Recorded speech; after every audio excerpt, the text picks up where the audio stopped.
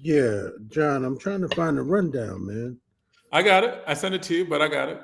All right, okay. But All when right, you get a chance, send it to me. All right. All right, and we are live.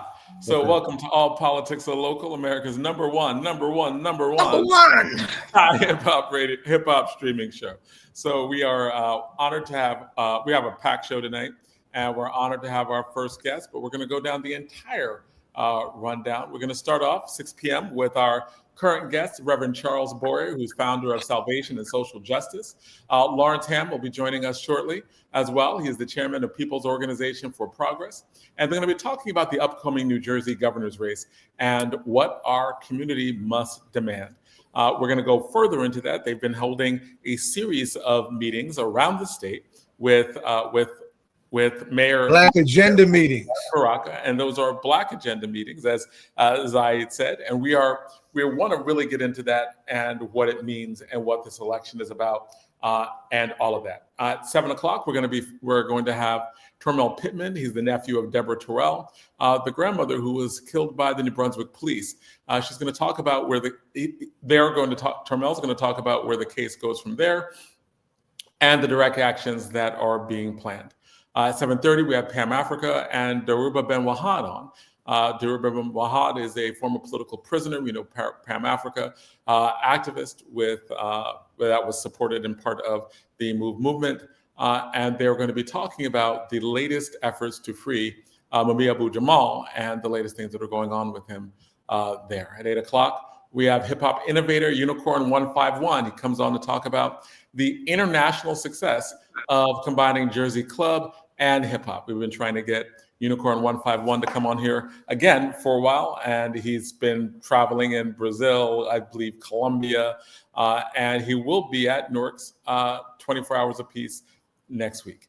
At 8:30, we have DJ Rhino in State of Hip Hop, and we have Hakim Green coming on talking about Newark's 24 Hours of Peace. We might get a treat because he might live stream, Hakim Green might live stream one of his performances if he is performing during that time. So that could be a treat for us. So that is the rundown for the show. We have of course, Ed Riley, the creator of All Politics Are Local, is here. And of course, we have the legendary activist Saeed Muhammad with us, who's been working at almost every major social justice movement for the last 40 years in New Jersey. Damn 50. And around the country. Right. Wow. And around the country. All right, man, you don't look that old, man. I thought My niece would disagree with you. Okay, your niece. Well, yeah, the younger people are always most ruthless with that. I was told when one of my students, I'm a teacher and debate coach, and one of my students said that, oh man, like when she realized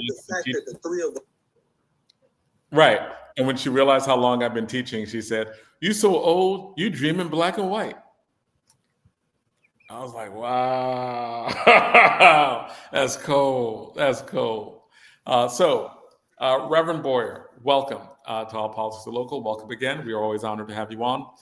You have been fighting for social justice in many different areas in New Jersey and around the country for years. You have been very clear on needing a Black agenda for politicians and have been having a series of meetings around the state. And the importance of the prophetic voice in that conversation. Explain. What do you mean by that? The prophetic voice? What do you mean by that? Prophetic voice, the voice of our spiritual community, which should be, in its mind and heart set, the freest and the bravest.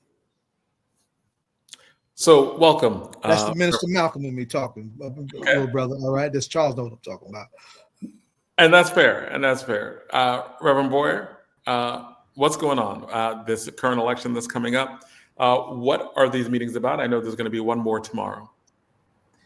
Yeah, I first I want to say thank you as always for having me to talk about such important issues, and brother Ed and yourself, Jonathan, for providing this platform. Certainly the brother Zaid, who is everybody's uncle in the movement. And he's spot on when he talks about the prophetic, and that's really the framework that I come to this, being an AME preacher, but who who did a lot of studying under the teaching, the preaching, and the prophetic ministry of the likes of a Malcolm X, and just understanding how critically important that is, whether that's Denmark Vesey or the Frederick Douglasses, Sojourner Truths, right, speaking truth to power, Harriet Tubman having prophetic visions that pushed, right? So in the spiritual realm, understanding and connecting with those ancestors and the God that set us free is critically important. So I want to thank Baba for laying that out. Yes, the Black agenda, we've been talking about it for years. I've been coming on this show and in one way or another saying how critically important it is for us to have a solid agenda to move forth when politicians are seeking our votes, right, wrong, or indifferent, for the good or the bad. However, we can debate. We do have a system in this country. And the way that system and the infrastructure of it works, either we are on the field or we are spectators in the bleachers. And when we are spectators in the bleachers, we have no control, at least when we're on the field. We have some control in terms of the ways the plays go down. And so we have to have an agenda. We have to be very clear, not to allow political figures to tell us what they're going to do for us. We have to tell them what we demand from them.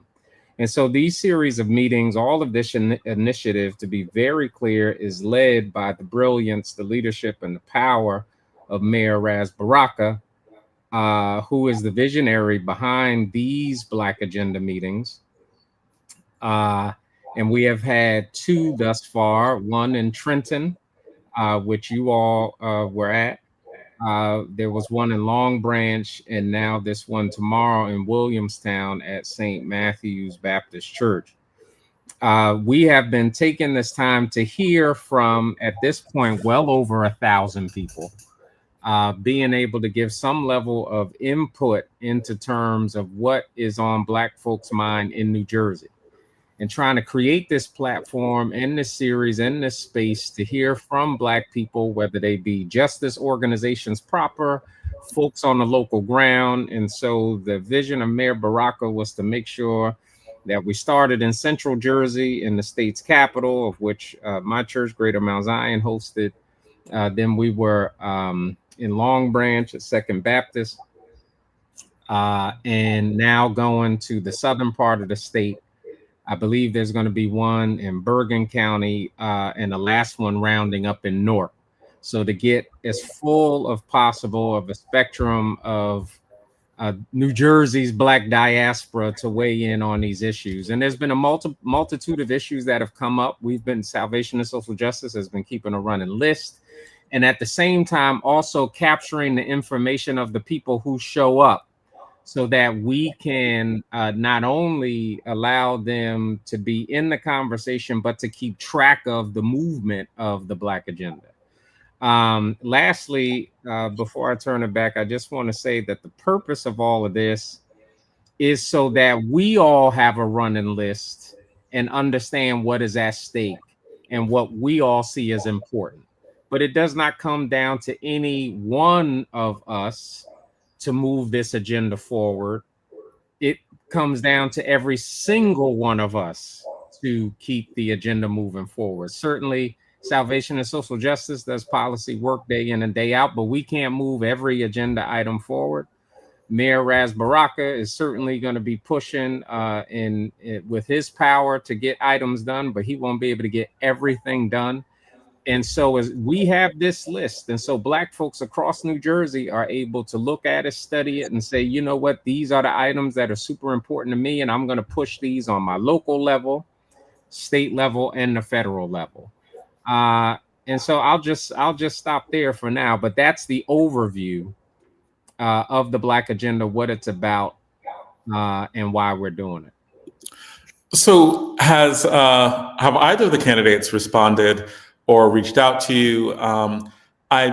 We could talk about this a little later, but with the Democratic candidate, I don't even see see her on social media.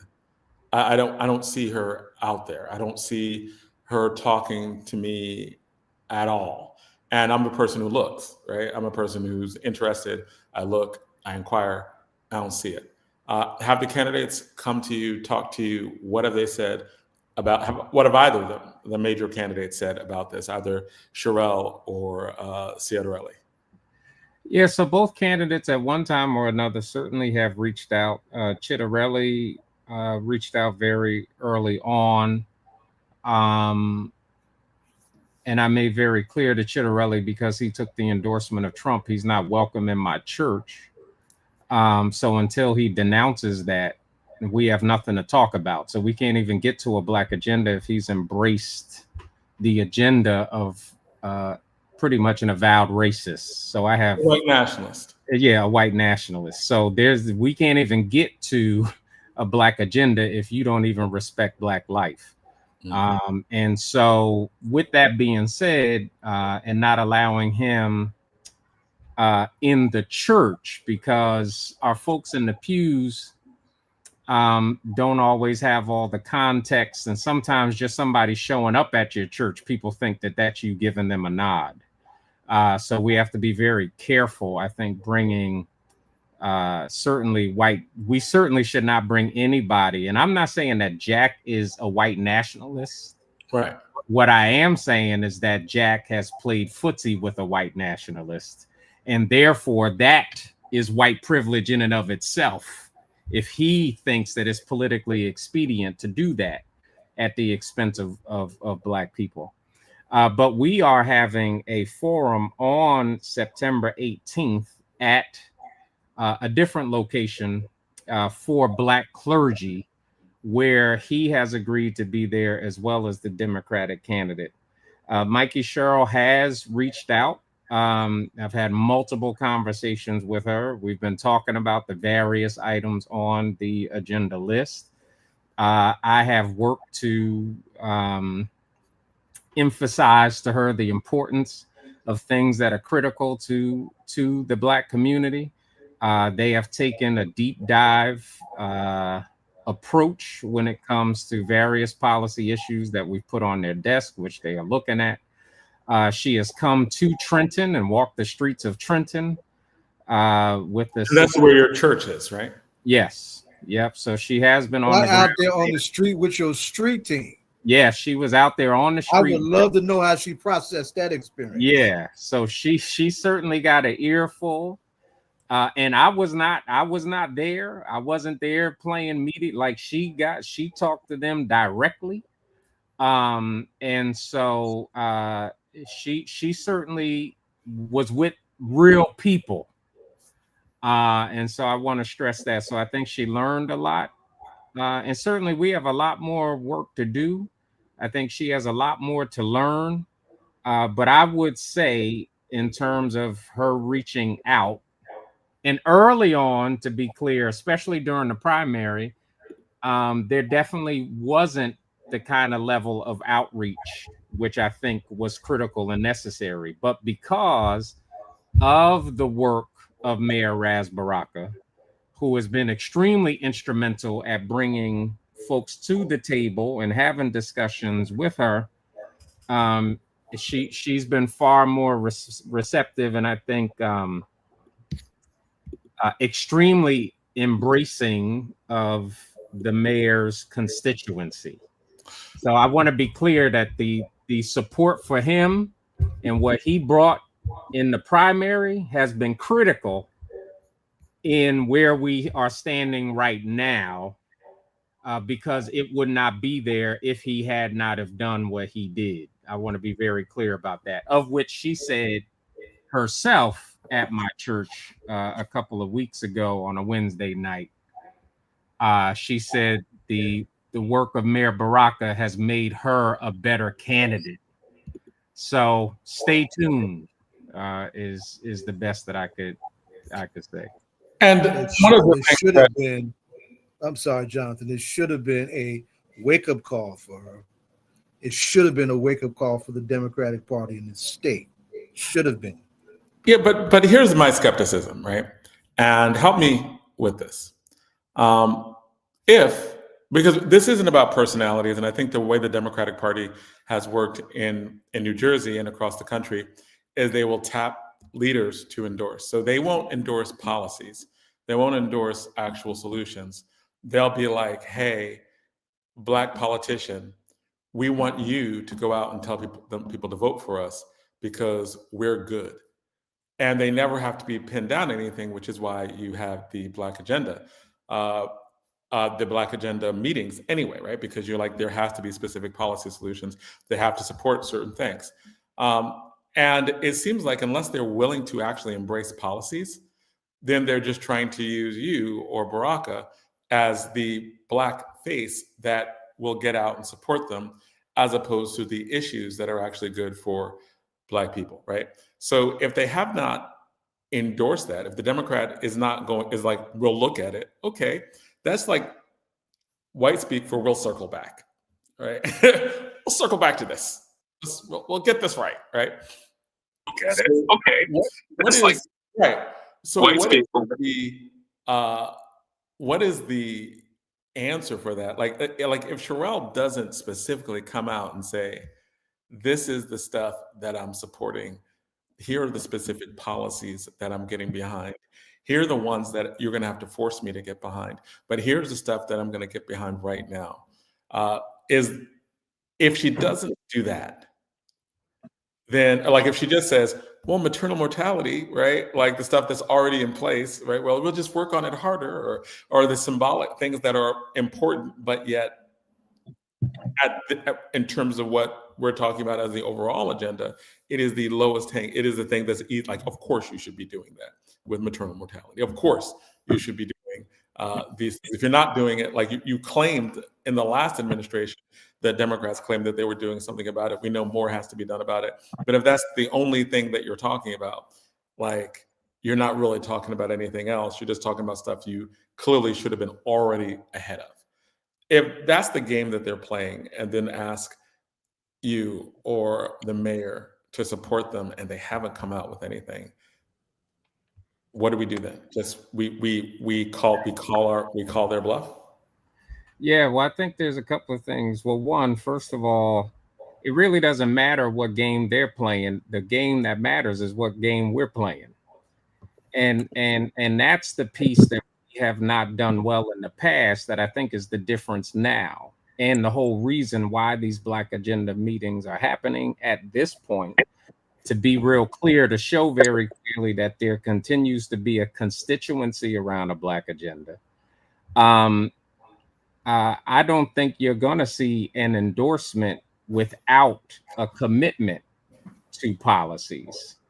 So I want to be very, very clear there. So I think in the past, what has very much happened is what we talked about early in this, whether it's faith leaders or politicians who just endorse for sake of party or personal positions, appointments, et cetera, but with no regard to the community, zero commitment to policy, to your point. That's the difference here. I don't think you're going to see a Mayor Baraka give an endorsement without commitment. If there's an endorsement, is not going to give an endorsement to specific policies and lay that out in that discussion. Now, question on this. Chitterelli immediately, when, or at least a few weeks back, said that on first day one, when he was looking at the incredibly low rates of Black businesses being used in New Jersey, like state contracts just don't go to Black businesses in New Jersey. Like there's some horrible, like 0.5% or something that's just astronomically low, right? And he says that's crazy. On day one, we will. I will, by executive order, make sure that changes. If we have a situation where Chitterelli is making more of an acknowledgement or a commitment to policies in a Black agenda than Sherelle, well, do we switch? Even though he has been endorsed by Trump. Well, I think we have to be a lot more sophisticated than the rhetoric. So if you look at Chitterelli's policies on his website, he is committed to do everything Donald Trump has been doing in DC. Now, you tell me if that makes sense for us to make a switch over a small promise, which if Trump is a liar, why would we trust somebody who was endorsed by Trump, number one? Number two, with him making a commitment to basically do everything Trump has done in DC in New Jersey, how does a commitment around Black business, which quote unquote would be a DEI thing, Absolutely. right? So I'm trying to figure out in what world does a Chitterelli anything make sense to us when the man who endorsed him and whom he said he cannot find disagreement with anything he has been doing makes sense for Black people. So if Trump does not make sense for Black people, how does Trump Jr. make sense for Black people in Trenton? Now like that Trump's targeting, targeting of Black women, over 300,000 Black women ended up losing their job, became unemployed, the highest rate of any other demographic group. And many believe that Doge literally targeted Black women specifically in terms of government. And on Chitterelli's website, he commits to creating a New Jersey Doge, of which his LG pick will lead. So what are we doing? Right. What are we doing? In what world, and especially in the world, most Black people are not entrepreneurs. So and trust me, I hear you. And the disparity study is critically important. But what good does it do us to give the world to a candidate who even makes a commitment to Black business owners if the vast majority of Black people are cast into hell as a result? So we really have to be real precise in our thinking. Listen, I'm the first one who said, I probably, even though I don't agree with a lot of the policies that Chitterelli may have been down with, I used to consider him a reasonable and halfway decent man when he stood on principle and rejected Trump the first go round. To me, that said something about his character. But now this go round, to fully embrace the MAGA movement also says something about his character. True colors, baby. Exactly. That's the true colors. And so at the end of the day, there is no world. Let's just be real clear about what's happening. And when we did this wishy-washy, well, maybe we do this, maybe we do that situation, whether it was Hillary Clinton or whether it was Kamala, that is how, whether it was Kamala, that is how we got Trump both times. So I just need Black people to just, we need to just be real clear. Yes, we can hold folks accountable, be tight on an agenda, make sure we get what we need and what we want for our communities, and we can reject. There's under no circumstances that, like, Black people, we should be ashamed of ourselves if we allow Donald Trump to take Trenton. The question, though, is that if we have a Black agenda, and under no circumstances do we consider the Republican candidate, isn't this what gets us in trouble anyway? In that the Democratic candidate has no incentive to, like, what is the incentive for Sherelle to actually meet any of the Black agenda? The incentive is real clear, because either Black people, we know what happens. A Democratic candidate will not win unless there is an excited Black vote. So right now, when you look at the polls, Mikey Sherrill has something like 64% of the Black vote compared to Murphy, who had 94%, right? So she has to excite the Black vote. She has to tap into it. And so that work has to be there. She has to lean in on the Black agenda. Because it would be to her detriment not to. And I think that ultimately they're going to see and understand the importance of that, but they're going to have to lean in for sure, because it's not merely not choosing Chitterelli. It is also having to make a strategic choice for Mikey Sherrill. Okay. And we had a question from Korean Mother that asked, is the gathering going to be an interfaith gathering? The gathering on September 18th, which will be in Hamilton, is absolutely an interfaith gathering. So we're just asking folks that whoever's coming, we just ask that they're able to prove that they're associated with a house of worship. So we've certainly got Muslims in the house, Christians in the house, whoever. As long as you're a Black clergy, specifically, is who we're reserving the most seats for. Because, you know, part of my work is trying to make sure that Black clergy understands what it means to actually have a Black agenda, not just allow people in and give up the whole store just because we get a picture. Okay. All right, so Zaid, and we have welcome Larry Hamm. Larry Hamm is the chairman of People's Organization for Progress, and the other. If you have more questions, Zaid, Ed, jump in and you can ask away, because like this has really been this is really the conundrum, and I like the way that you put it. You were like, yes, it does not seem like we have a choice, but if we are not excited about that choice, things will just happen, right? Like their election last time was the governor's race was razor thin last time, and it was brought over by Newark and Essex County, right? Like the votes there at the last minute, right, gave Murphy the edge in terms of winning, and they were not. If we are only excited about Sherelle at 60%, she's losing. And if they're not getting overwhelming Black support, like excited to go to the polls, they're losing, which was the strength of the mayor's campaign. Unless she gets the mayor's enthusiastic endorsement, and gets that soon, because if she gets it too late, it's not going to be time to do the necessary campaigning. Reverend Boyer, are you heading out?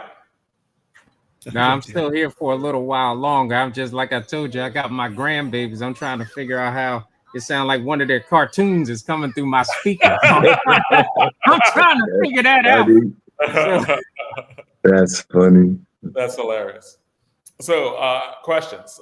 Zaid, Ed, Larry, want stating or comment on this dilemma, the Black Agenda meeting, and also more specifically, what are the most important, and Larry might be able to speak to this, what are the most important issues on this agenda? Like one of the things that we really didn't like about our current governor is that when it came to a police review board and a citizens police review board that had subpoena power, that had real strength, they had kept resisting that because of the push for police unions, right? And we know the police union vote is powerful, or at least their money is powerful. But consistently, that was put down. But that's been a major important issue for every urban area that deals with police hostility, police violence. And it really is only asking for the same thing that white people already have, and that is to be able to get results from to make sure that the local police force is actually working for the citizens that they're supposed to protect. And it seems like when it comes to us, we're not supposed to be protected. We're not supposed to be able to demand that the people who are paid to protect us actually do protect us. Because it's real simple, right? Like you're paid to protect us. We want to make sure that there's a civilian review board because there's a history of police not protecting us, right? There's a history of it. There's a hostility toward our community, which is why there's that resistance. So the resistance to a civilian complaint review board is the same thing that puts us in danger. It's a lack of respect for our community. And if Sherelle isn't willing to support that, then that's clearly a problem. What are the things that are being demanded that are the most important? Civilian Complaint Review Board is just one of the examples. And either Lawrence Hamm or Charles Boyer, Reverend Boyer, either of you could take that. Well, I'm always going to yield to the chairman. You know, he's. Oh, that's funny. Stop it. No, I'm serious. I have respect to the Chairman. I'm always here. I respect you too, Reverend Boyer, immensely. And I thank you for all that you have done in Trenton and throughout the state. All that you've done for Black people. And you've done a lot. You've done more than most. And I wish that God gives you strength and good health and prosperity so that you can continue your good work through Greater Mount Zion and through salvation and social justice. The election, excuse me, the election is 67 days away. The general election for governor of the state of New Jersey is November 4th, 2025. That's 67 days. I certainly support the effort, this particular effort for the Black agenda. I have been to all of the meetings that have been held thus far, and I hope I will be able to attend the meeting tomorrow in Williamstown. And I would urge everybody that's watching and listening, if you can make your way to Williamstown. That's South Jersey, right? Gloucester County? Am I right, Reverend? Sir, Gloucester County, where I used to serve. Right. Baptist. Yes, I urge people to go. I'm going to try and go. I can't guarantee I'll be there, but I'm going to make every effort to be there because I believe the meetings have served a very important purpose and have been valuable in that it gave people the opportunity to articulate what they feel should be in the agenda. I'm not in the candidates campaign organization, but I feel compelled to say her name is Mikey Sherrill. I know we love the Sherrills. They were a very big group in the 1950s, for those who can remember. But her name is Mikey Sherrill. She is Congresswoman Mikey Sherrill, Sherrill.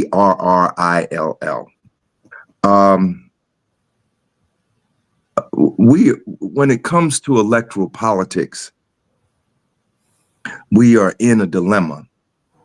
And that has all been explored in the first 30 minutes of this program, and I'm not going to be redundant. Suffice it to say, the effort for negotiating should be ongoing right up until Election Day. Suffice it to say that the effort to educate people about the issues should be ongoing right up to Election Day. But fundamentally, this is me speaking now, fundamentally, I believe that we are out of those particular tasks now have a secondary role. As I said, they will be ongoing through Election Day. But I think right now that we have to concentrate on getting the Black vote out. The numbers of people who are participating in both primary and general elections is abysmal. I think I saw a figure the other day that said that the Democratic primary is something like 25% of the registered voters actually participated. It was some abysmal figure. And we know the further down the electoral chain you go, you know, governor, Congress, county commissioner, mayor, city council, school board, the lower and lower the turnout gets. Yeah. I personally am going to vote, and I'm going to say this now, this is not the position of the People's Organization for Progress. This is my personal position. I'm going to vote for Mikey Sherrill. And Reverend Boyer has articulated why. Because Chitterelli is Trump's avatar here in New Jersey. And there are only 2 gubernatorial elections this year in this electoral cycle. That's the governor's race in Virginia and the governor's race in New Jersey. And people are looking at both of them as bellwethers for what will happen in the midterm election and even the presidential election in 2028. Like pieces on a chessboard, like pieces on a chessboard, the Republicans and Trump, or I should say Trump and the Republicans in that order, they want to take those 2 spots. Interestingly, they have Chitterelli in New Jersey, who is running, I guess you could call it the white team, because, you know, he's white and his running mate is white. And not only did he pick a lieutenant governor running mate who's a white man, 2 white men, he picked one that's a policeman. I believe he's a sheriff. Mikey Sherrill, on the other hand, picked a black man, Dale Caldwell. I'm not making a judgment here. I'm just describing what they did. So Trump endorsed Chitterelli before the primary was even complete. Before the election, before the primary election, he endorsed Chitterelli. He came in New Jersey and campaigned for Chitterelli. Chitterelli is his man. And I think Reverend Boyer was being very accurate, you know, in terms of trying to give some context that Chitterelli did not endorse Trump 4 years ago. But, you know, he's sort of like, what's that senator? Lindsey Graham. Right. He's sort of like Lindsey Graham. Lindsey Graham called Trump everything but a child of God in 2016. And now he can't utter a word without saying Trump's name first. Really. And there's a host of them. Even what's the fella out of the Senate, out of Kentucky? Zaid, what's his name? Oh, God. You would ask me what I have for the senator out of, come on, Jonathan. Mitch McConnell? Yes, yeah. McConnell. Even McConnell, all of these guys condemned Trump on January 6th. Didn't they, Reverend? They all condemned him on January 6th. They said what an evil man he was and what an evil thing he had done. And now all of those people, to a person who condemned Trump on January 6th for trying to overthrow the government, the presidential election, overturn the presidential election and overthrow the government, all lined up behind him in 2020 and in 2024. Excuse me, in 2024. And the wild thing is that everybody who came back to support him, like the people who were instrumental in it, to a person, with the exception of like Lindsey Graham, all of them have left office. The Senate Majority Leader is no longer the Senate Majority Leader and will be leaving office. Yes. The minority leaders. So they all endorsed, right? They all endorsed Trump, and in embracing Trump, they're embracing his white supremacist confederalist, white supremacist agenda, white nationalist agenda. And make no mistake about it, just today, they announced they're going to put Robert E. Lee's 20-foot portrait back up in West Point. These are Confederates. They getting ready to they've re-erected General Pike's statue. These are white supremacists. And Chitterelli has embraced them. You know, it's like, you know, people used to always talk about the good Germans. The Germans that weren't in the Nazi party, but who stood by and let Hitler do whatever he wanted to do. Just like Trump said yesterday, I'm the president, I can do whatever I want to do. No regard for Constitution, no regard for balance of powers, no regard for the law. He wants to be a dictator. It's as simple as that. And Chitterelli's endorsement of Trump and vice versa, you know, makes it clear that we cannot, those of us who are going to participate, because there's a whole bunch of people who are so disgusted with politics, they're not going to vote. And it's unfortunate because their inaction is in fact in action. But for those people who are going to participate in the gubernatorial election, you know, I'm going to vote for Mikey Sherrill simply because I don't want to strengthen Trump's hand. The real fight around the agenda is going to begin on November 5th. Exactly. I mean, that's when the real fight on the agenda is going. I mean, there's no, I hate to say it this way. I mean, there is a choice. I mean, people could vote for Chitterelli, or people could vote for the Green Party candidate. I don't know if there are any other third party candidates. So people do have choices. But the reality is the outcome of the election is it's either going to be the Democratic candidate or it's going to be the Republican candidate.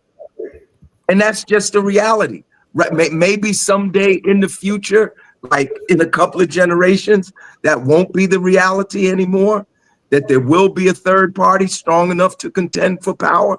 But right now, in 67 days, it's either going to be Chitterelli or it's going to be Sherrill.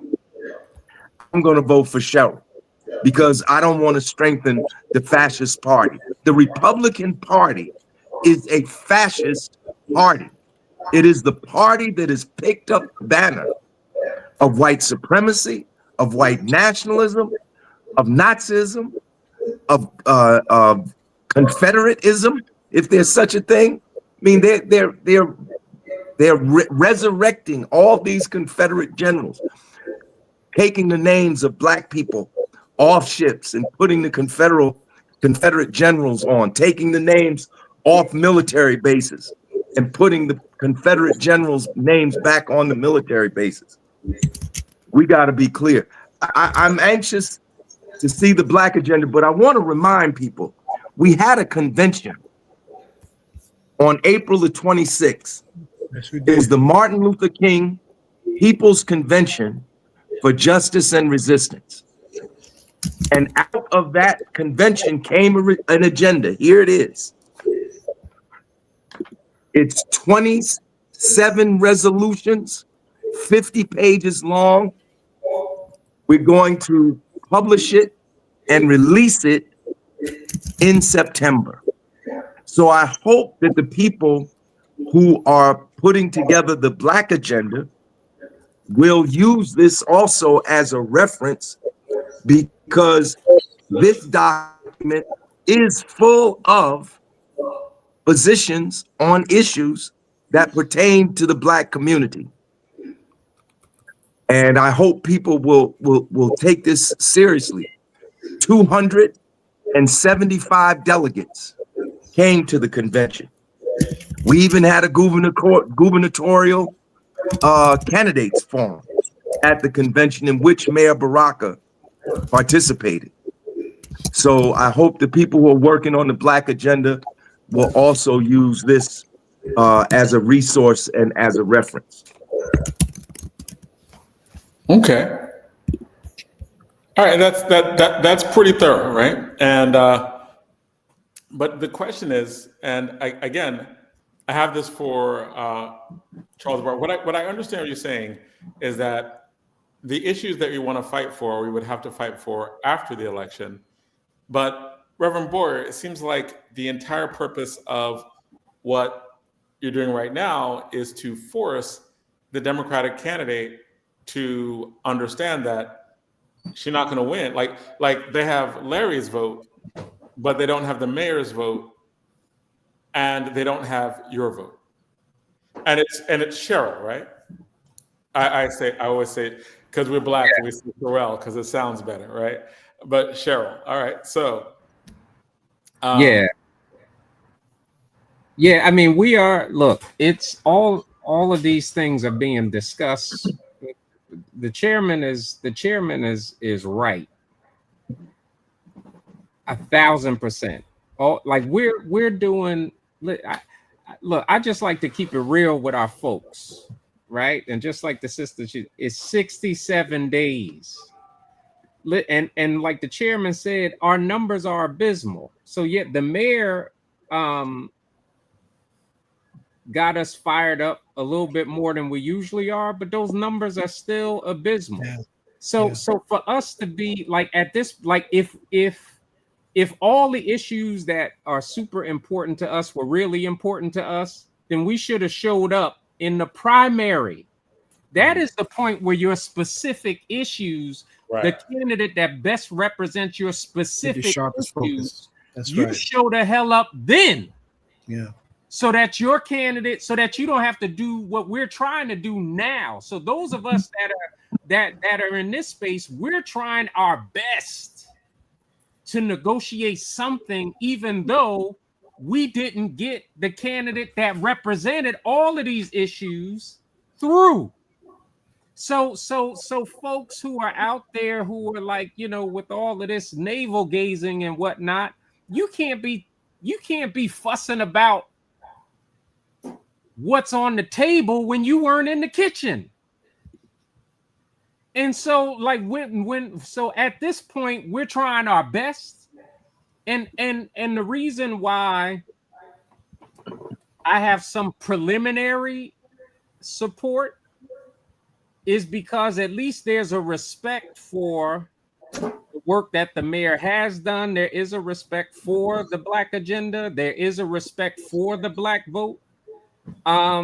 And so we will get some items on there, and we are working, but this thing is in 67 days, and this isn't about this is no longer about having the candidate that is our perfect choice. We missed that boat in the primary. And so now this is about saving our lives or giving our lives away. And if we don't show up, what we're doing is telling Trump we agree. We're good with what he's doing. We're saying we love it. Give us some more. We are breaking down the walls and saying, come on, we just bring it here, even on the state level. Do exactly what you're doing in DC. Do it here. Send federal troops in to Newark. Send federal troops in to Camden and Trenton. And he will say it. He will say it just like that. Yep. Exactly. Yeah. Please, because if we allow Chitterelli, Trump's guy, to get in, that's what we're telling them. So I'm so aggravated with people who say, "Oh, it can't just be anti-Trump. It's got to be." Like, I get all of that, but at the end of the day, shouldn't that be enough? Shouldn't it be enough to say not Barry Porter? Shouldn't it be enough to say not the KKK? Shouldn't it be enough to say not nationalism? What the hell are we doing? What more do we need? That's what's on the ballot. This is not 1992 Republicans. This is not 19. This is not 2004. It's not 2000. It's not 2012 Republicans. It's not 2012 Republicans. Now, I argue that they was basically always like this, but at least they didn't come out their face the way that they are now. Like they knew they had to have some level of civility. They don't even give a damn about black people no more. And if we don't show up, we're saying we're good with that.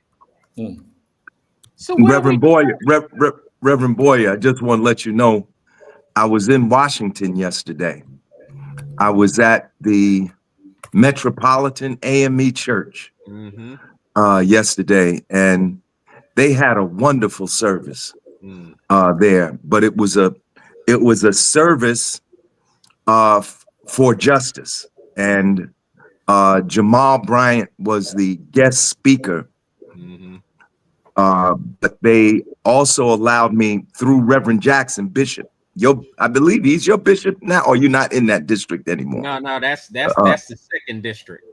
Yeah. Yes, he's Bishop Jackson now. He was there, and through his invitation, I was able to say a few words, and I can't tell you what a historic moment that was for me to be able to say a few words in the church that Frederick Douglass attended. But I raised that not just to say what a wonderful service it was. The level of anger of the Black community, even in that zone of peace and prayer, was palpable. You could cut it with a knife. I mean, the people, now this was a prayer service, but it felt like a political rally, because I don't care who was at the podium, as long as they said something about opposing the military occupation of the District of Columbia, restoring home rule and achieving statehood, they got a standing ovation. In fact, we could have stood up the whole 2 hours. We just could have stayed standing, because every person that spoke, as long as they touched on those things, they got overwhelming support. And there was a very large crowd there in the church.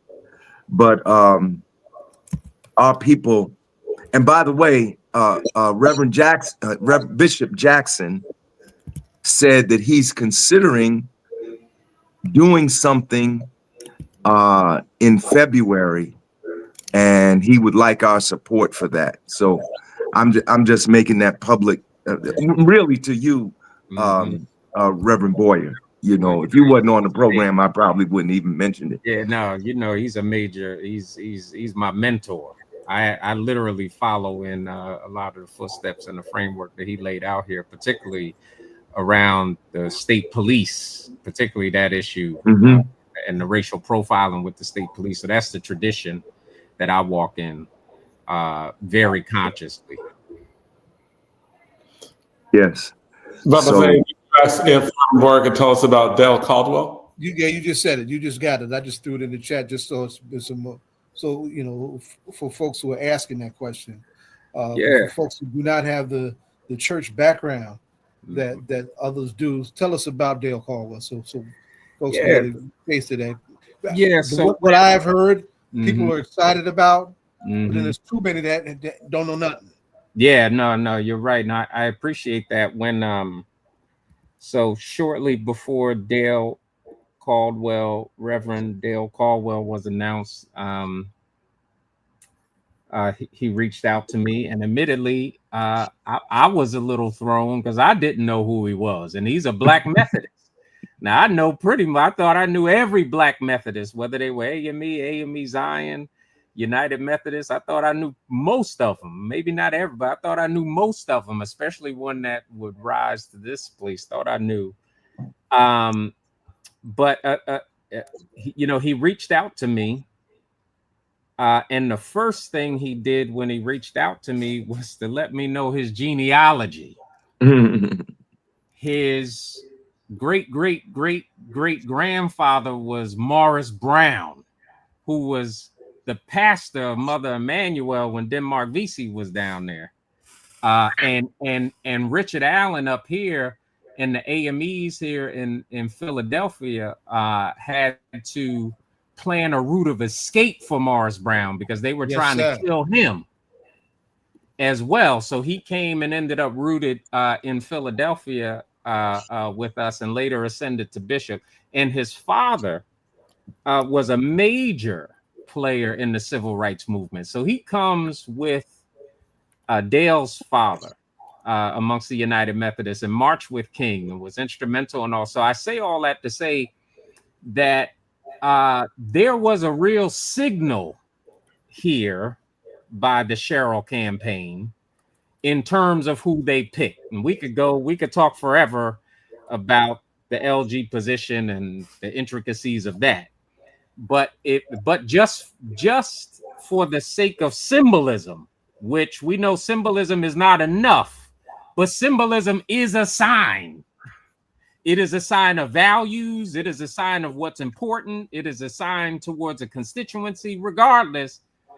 So to look to a Black Methodist specifically, and I think given everything that the chairman just stated, right, there's some statement of values there. I think some statement, a Black man, given, I know so many people were upset that it wasn't Raz. Raz never wanted to be nobody's LG, just to be clear. Right. By LG, you mean Lieutenant Governor. Exactly, right. The Lieutenant Governor. Yeah, because people are like, LG, what's an LG? Lieutenant Governor. Exactly, yeah, the Lieutenant Governor. Mayor Baraka would never wanted to be anybody's second. He ain't nobody's second. Right. So that was never on the table, no matter what anybody said to you. So it was not a matter of disrespect not to choose him, just to be clear. So, but to say, okay, well, we're gonna put not, and when I stated that I did not know him well, a lot of people reached out to me that I knew him very well. In fact, I have some folks on my staff that knew him and had worked with him. And so there was a lot of folks who knew him, understood his background, understood him to be a very brilliant, thoughtful, and a man of good character. And so I say all that to say that there is both symbolism and substance here. And certainly as Black people, we ought to embrace and support this brother. We ought to embrace and support him, and certainly do all we can do to make him stronger. So, he may not have all of the detailed policy chops, et cetera. Well, we all need to help him with that. Exactly. We give him that, because understand that the lieutenant governor position also ends up over one of the agencies. Mm-hmm. And that becomes critically important. Sheila Oliver was over the Department of Community Affairs, which is one of the most powerful government entities when it comes to Black communities. And I know, listen, we all have critique of the Murphy administration, but let me say this. If it had not have been for Sheila Oliver's health, I believe we would have been in a much stronger position, because she was given the reins of the Department of Community Affairs. That was a major move in and of itself. That's a mouthful. That was a major move, and she knew our stuff. And so I'm just saying all that to say that these lieutenant governor positions are important. They are critical, and we need to understand what is being said when those people are put in those spots. The same goes for Chitterelli, like the chairman said earlier, right? So for those of us who are concerned about police brutality and civilian review boards, Chitterelli gives a signal and a symbol as well.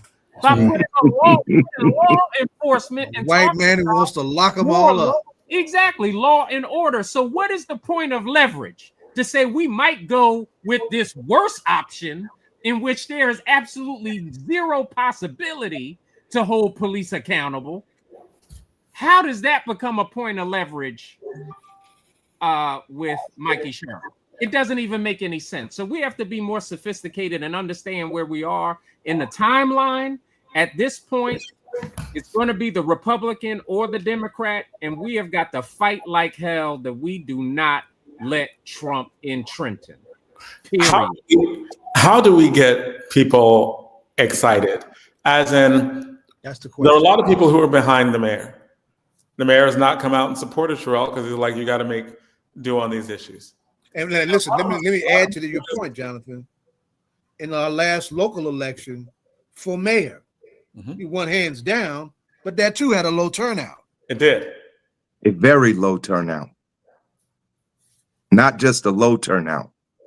Yes. Make it plain. I mean, look at the numbers. Somebody go get the numbers. I mean, I'm speaking rhetorically, right?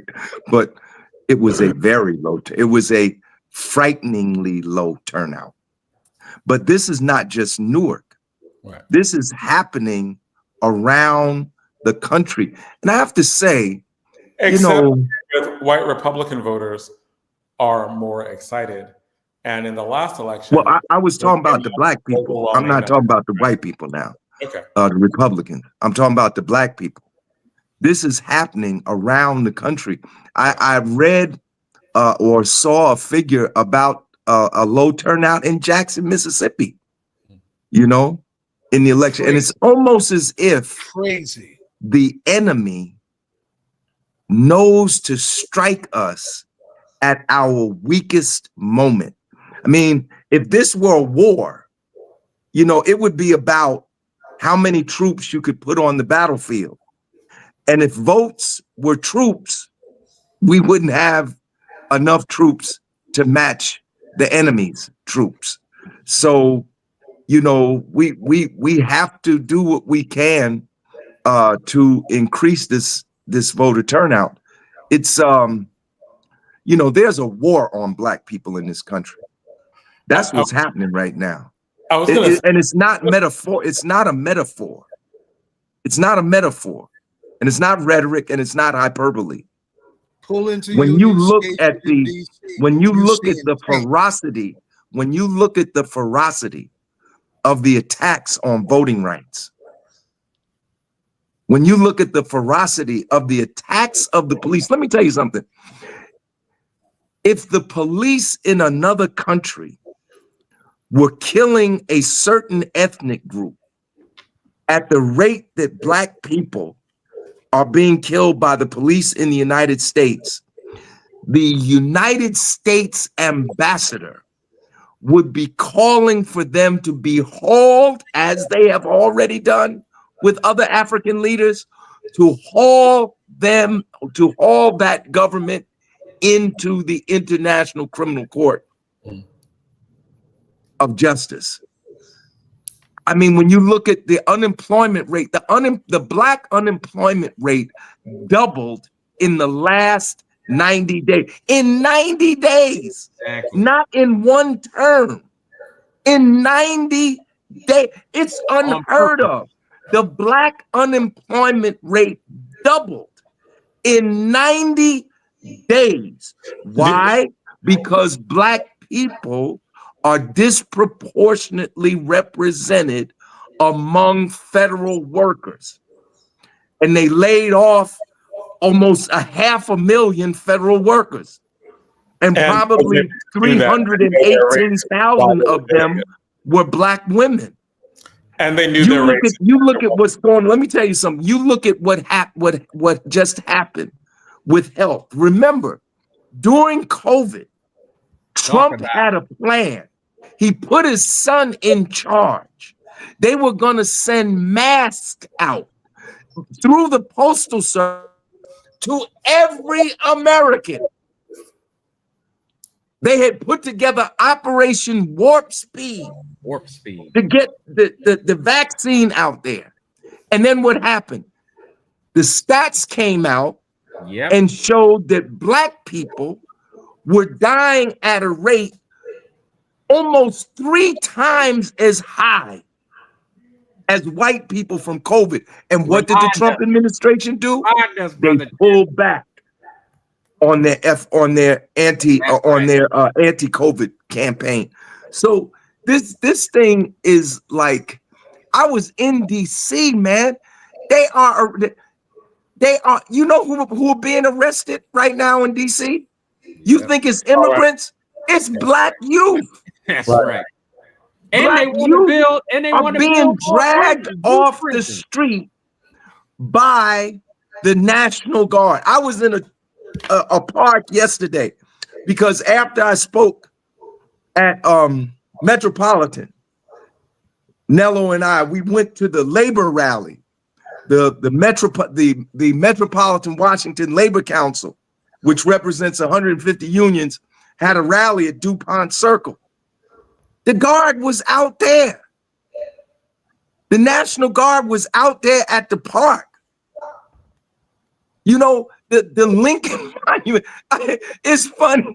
You know, we were under military occupation in 1967.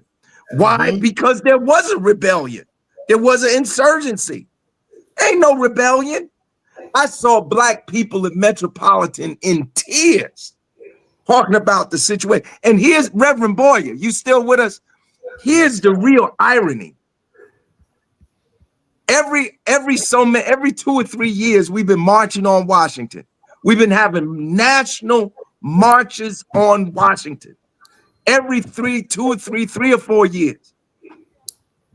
At a time when black people in DC needed a national march the most, we didn't have one.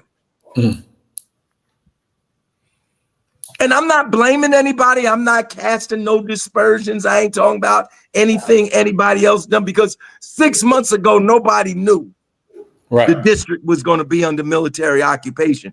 But you cannot not say it. You cannot not say at the time when black people needed black solidarity to manifest itself on the streets of Washington, D.C., we were not there. When I say we, I'm talking about the black people in New Jersey, in Georgia, in North Carolina, in Virginia, in New York. We weren't there. And usually it's this weekend, right? Normally the march Usually it's on the 28th. And Reverend Boyer, I hope that you and I can work together, Reverend Boyer. I hope that you and I can work together at some point, because Trump has less than 30 days now. The law gives him the right to use the National Guard for 30 days. When that 30 days is up, Congress has to either, if Trump wants to continue the occupation, Congress has to pass a bill, has to give approval for that. If they don't move those troops at the end of that 30-day period, Reverend Boyer, I hope you and I can call for a national mobilization to go to Washington. We cannot be afraid. You got that right. We march for black people in South Africa, which is on the other side of the Atlantic Ocean. Washington, D.C. is 225 miles from Newark, New Jersey.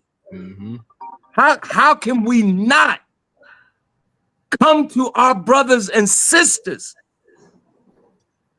side when they need us right now? Yeah, you spot on. And and the last thing I'll say before I have to get to my grandbabies, because they calling. But the chairman is spot on, and certainly we could work together. I think a discussion with Bishop Jackson, because all the churches and all the mobilization you've seen there, because he's in that district. So from my end, working with him, I also think, my end trying to tie into some of the faith leaders to do that portion of it. So let's talk about that. But the piece that I just have to say, and we all see this horrific, disgusting genocide taking place in Gaza. Thank you. We all see it's horrific. Thank you. It is, and the gaslighting coming out of Washington. It is disgusting. but I've seen Black folks fight harder for everything else than for ourselves. Let me ask this. We You either need finish, to I'm do sorry. both, or we don't need to do anything. Reverend Boyer, I know you got to get to your grandbabies, but somebody wanted you or chairman to speak on the candidate for for lieutenant governor. We did Yeah, that. we already did talked that. about that. Yeah. All right. Good to see you, Madam Donna. All right, Demon. y'all. I'm Nice gonna to go see do you pop- too. Charles, good to see you, little brother. I'm proud of you. Thank Right? you. God bless y'all. I'm on pop That's right. y'all. That's And one keep of my keep filming from the Warrior barbershop. from my Reverend Boyer. hometown. That's right. All right, will do. Demon. Now, before as we transition to the next segment, let's stay on that point for a minute. You did go to DC, and you just didn't go to church.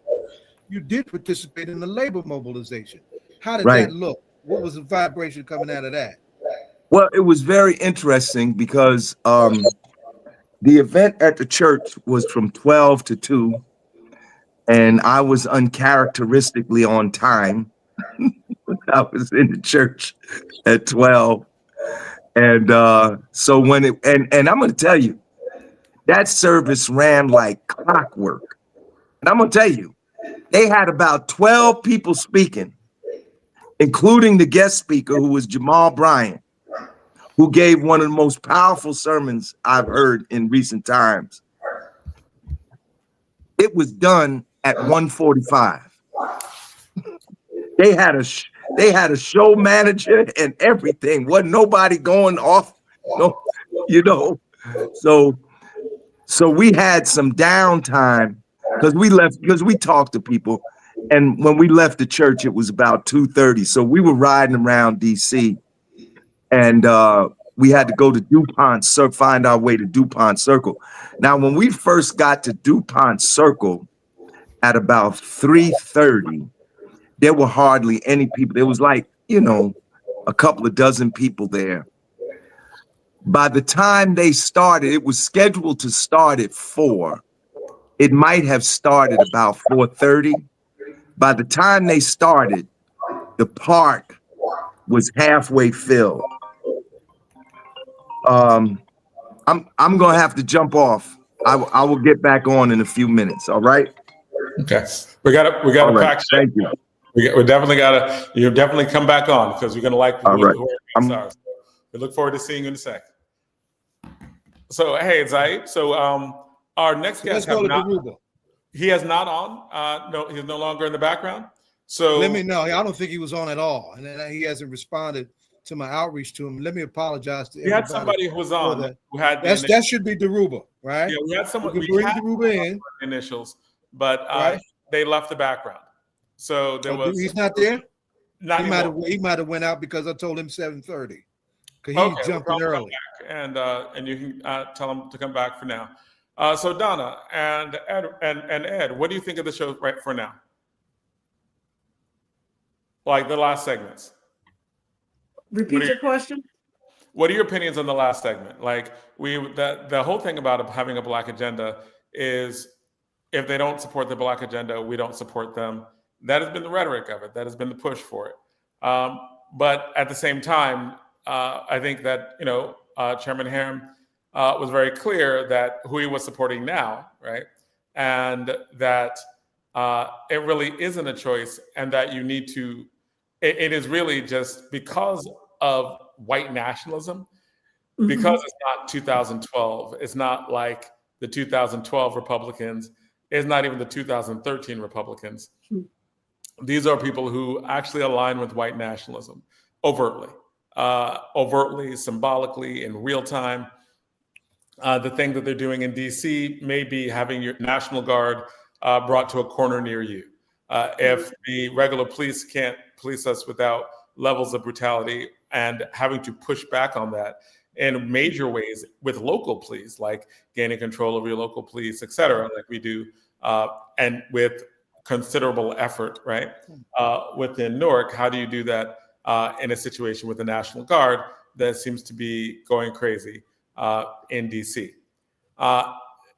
They're like, hey, this isn't, basically like the thing with the Black agenda, that's nice and all, but we all know who we're voting for and who we need to get out for. Ed, what do you think? Did you get an opportunity? Did you get an opportunity to read former Councilman Oscar James why he could not support Michael Sherrill? I've read it. I have some questions about that because a lot of the questions are the same questions that Larry Hamm would have. Why did you take an endorsement from Trump? What do you believe? You said that you would do a lot of the same things he did, like with Doge, et cetera. So there's some questions, right? Like, I think that Chitterelli has to answer those questions, like in a very serious way. He has to renounce, denounce, or give us something like that's a serious answer when it seems like both symbolically and rhetorically he's supporting that. So I really don't understand I don't understand I don't understand his the essay beyond you think you can get political favors from him and you're calling it in. That's exactly what it is. It seems more like identity politics. He's Oscar James had a cloud around him when he was in city council, and he had a short stay in city council for that reason, right? I think somebody put up something that Shaheed Watson put up, right? These are folks who, who have reputations of being political opportunists, right? And we need to call it for that, and not bog ourselves down with that. They're looking for a handout and a hand up because that's what they do. And they're not getting it in our quarters because folks know how they get down. They do not represent anything principled. Yeah, the reason why, like I read it, but the reason why I didn't bring it up is because it was so to me, it was clearly a contradiction. To me, it didn't seem like it. To me, it didn't seem like it had integrity. And I would talk to him about it. I would tell him to his face, right? Like when I read what was there, and I read because he didn't even deal with the reasons why. Like there could be reasons to support him, right? I know other people who are supporting for different reasons, but you've got to deal. If you're going to make an appeal like this to Black people, you have to deal with the elephant that's in the room. You've got to deal with no, you literally are supporting someone who we believe is a white nationalist. And unless you can be down with that in whatever way, like if you're someone who's like, hey, the most important thing to me is I need tax cuts because I'm very wealthy and that is in my interest and it kind of overrides other interests, then maybe I get that, right? But if you're saying for Black people and Trump has done things both overtly and overtly and symbolically, right? Like overtly as in the way that he's invaded DC, overtly in the people who he has arrested, overtly in what he said and the policies that he's implemented, overtly in that the number of Black people who are now unemployed that were not unemployed when he got in office, which seems very deliberate and targeted. Like Doge had information on people's race, on people's gender. They knew who to look for. They literally were sending around pictures of people who they wanted to get rid of. And for that to it is crazy to think that it's just coincidence that there are 300,000 Black women who are unemployed now that were not employed in January.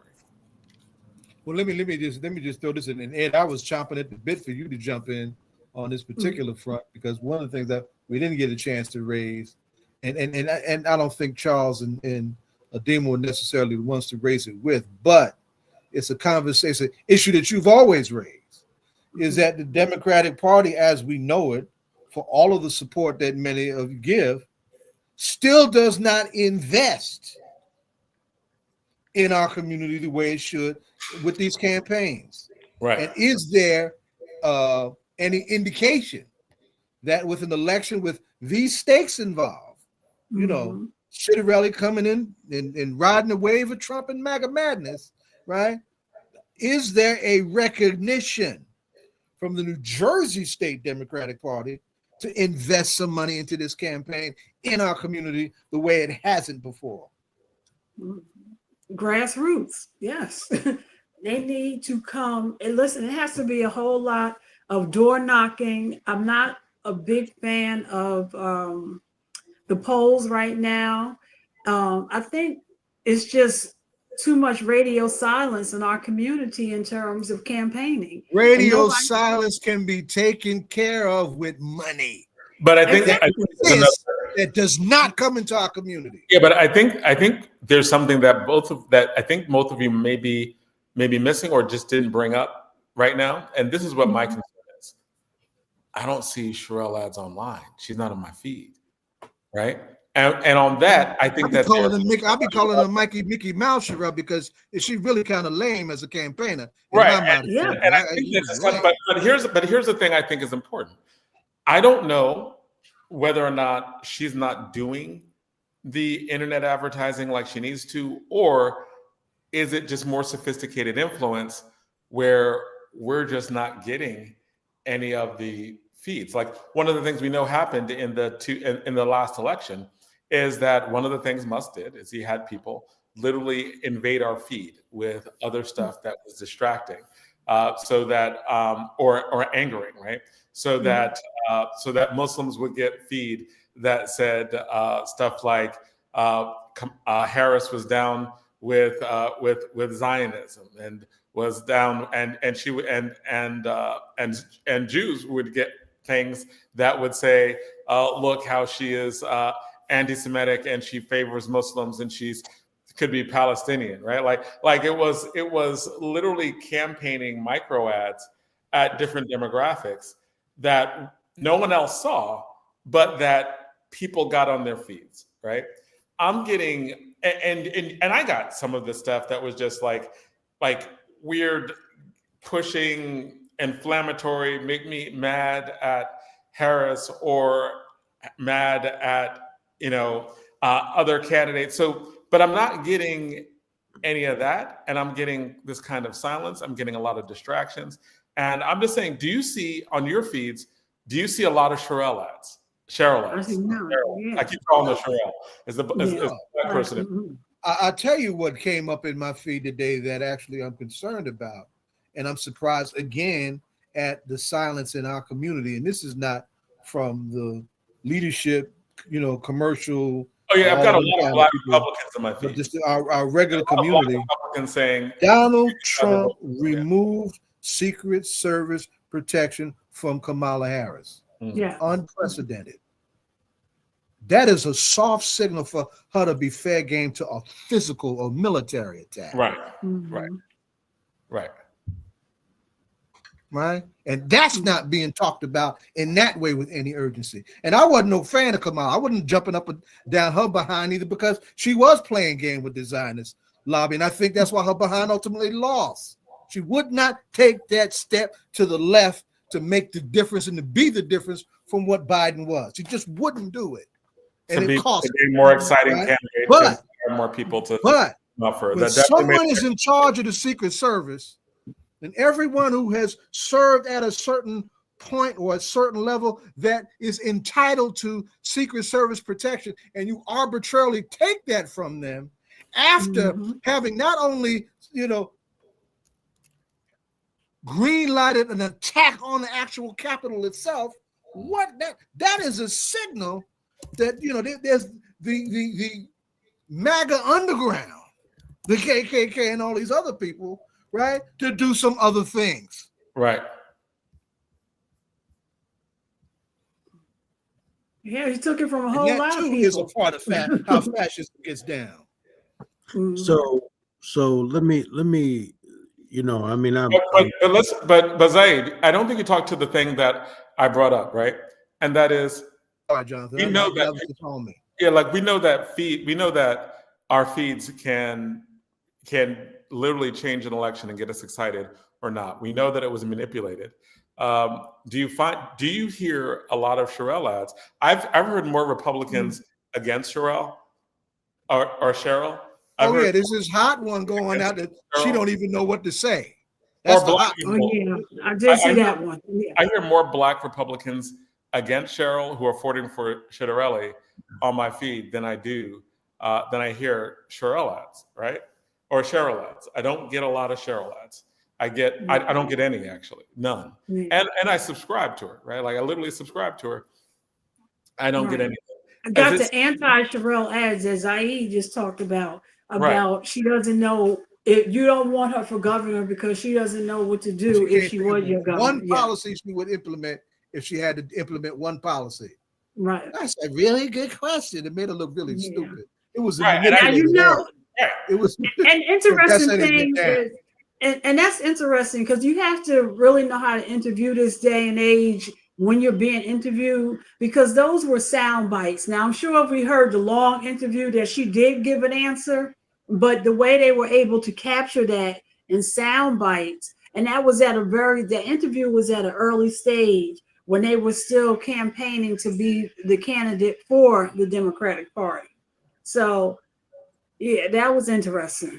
And also to Jonathan's point, and I thought she ran a lame campaign in the primary, but I saw more in the primary in my feed than I do and this is the showdown time now.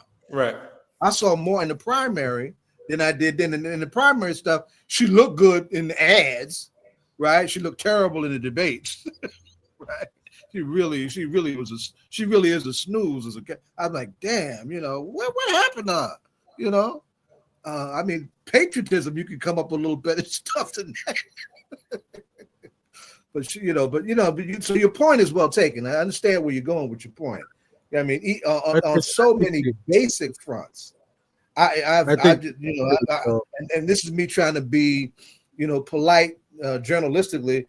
It's a very anemic campaign with so much at stake. It's anemic as hell. But here's the thing. I don't know if the campaign's anemic or are we just getting blocked from seeing it, because most of us now, we get our news from Facebook, from YouTube, from Instagram, right? We get our news from social media. We get our understanding of what's in the world from social media.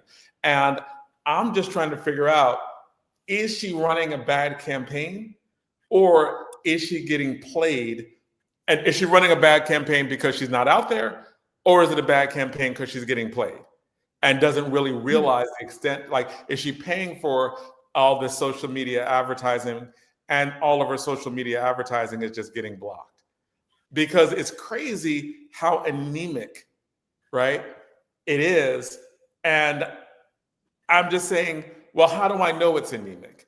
The only way I know it's anemic, or it seems anemic, is because of my perception, right, on social media, right? I don't see it. But I don't watch.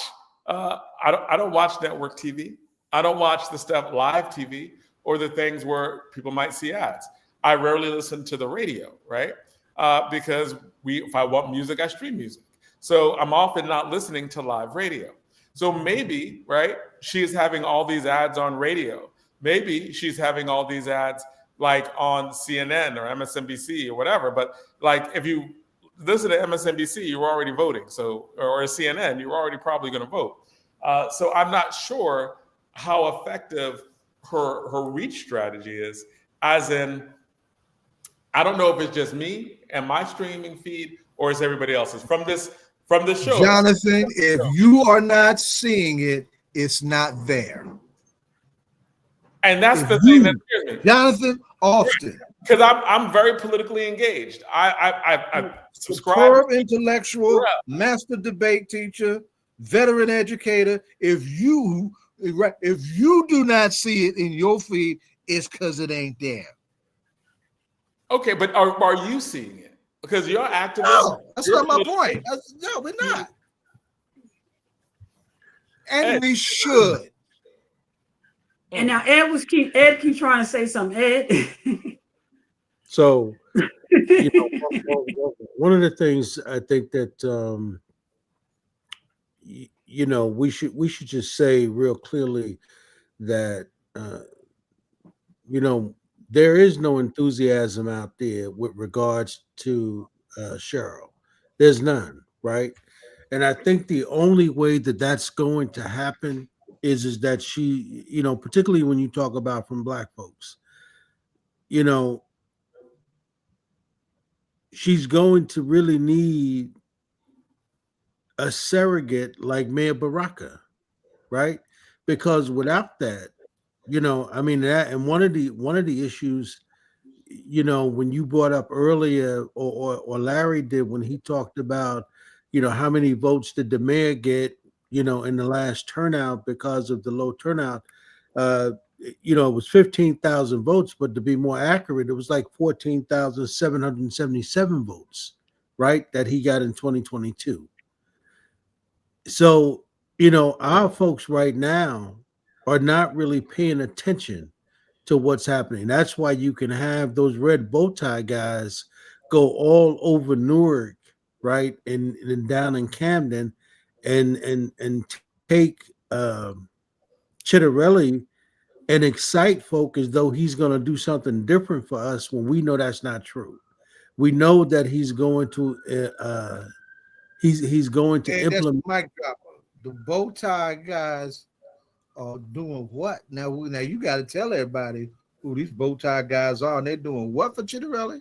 Yeah, so they're a group of red bow tie brothers out of Newark, right, who are actually taking Chitterelli through the black community, to the barbershops, salons, in parks, all over, and they're actually going out and campaigning with him in all of those areas where he can't get to, and so that's what he's been doing, and so he's all over Newark, Yes, and, yes. and he's been all over Newark for the last couple of months. Yes, and actually he was, and really not even just last couple of months, probably Last campaign. campaign Absolutely. before it too. He hustles. Fully left. He backwards as hell, but he hustles. Right. And I would say that, like, And he got some black hustlers in red bow ties doing this show for him. Exactly. and Right. I would say that I would say that when it comes to his campaign, I clearly, right, and this, if we do interview him, we will be asking him questions about Trump directly, right? Had he not sought out Trump's endorsement, and had he not tethered himself to Trump, he would be in a lot better position with our community right now, right? We would be literally asking what the difference was, and we'd be thinking. But I think that, like, the Trump campaign, like, if he loses the election, and he loses the election because a widespread black vote came out and drowned him, and he didn't get the return from the red bow ties, which is is an issue. I think it is because of his embrace of Trump and the way he did it. And we see a parallel for this in Georgia, where Brian Kemp, the governor, did not seek Trump's back or endorsement. He literally pissed Trump off by saying, no, our elections are elections. You lost Georgia, kick rocks, go to hell, and made a real enemy of Trump, right? Well, that's a mixed bag too, because he was Secretary of State before he was governor. He purged right. the roles to make sure he created his own path into the State House. I'm not saying that I agree with him on his policies. I am saying that he was able to win the governorship with getting more of the black vote, right? And not getting overwhelmed. He was able to win. He was able to win 2 years before the Senate candidates. Both Senate candidates won, and he won after both the other Senate candidate won as well, right? So Democrats were winning in Georgia, but he was able to win, I think, because he did not connect to Trump. The white people came out to support him. Black people weren't scared of him, and he was able to. And he went. And like Chitterelli, I think that he was taking a page from him in terms of going into black communities and having these conversations. So Kemp, I think, was able to gain some advantage by doing what Chitterelli's doing, but also by not embracing Trump, by actually rejecting Trump and making an enemy of Trump. Trump literally ran someone against Kemp for governor. Trump tried to primary him inside of Georgia, and that person got blown out because he had a strong base of people who supported him. So I think that Chiarelli made a real bad mistake when he sought out and embraced the MAGA movement when he didn't 4 years before, right? And he made it very close. I think he would have gotten a lot more support, especially against a candidate. One of our viewers said this about the campaign. They said the campaign is anemic because she is not comfortable around Black folks. She seems to not understand the Black community. She's comfortable around her circles. And right? and that her history in terms of her demographic base in the elected space kind of lines up with that. I appreciate what she said. But Jonathan, let me give you this though. I think the book is still open on whether or not that was a bad move for Chiarelli, because see, there's this phenomenon in New Jersey called white folks, right? How are white folks thinking? If white folks voted for him more than they voted for Murphy, right? White folks voted for Trump more than they voted for Harris. White folks voted more for Trump than they voted for Biden. Right.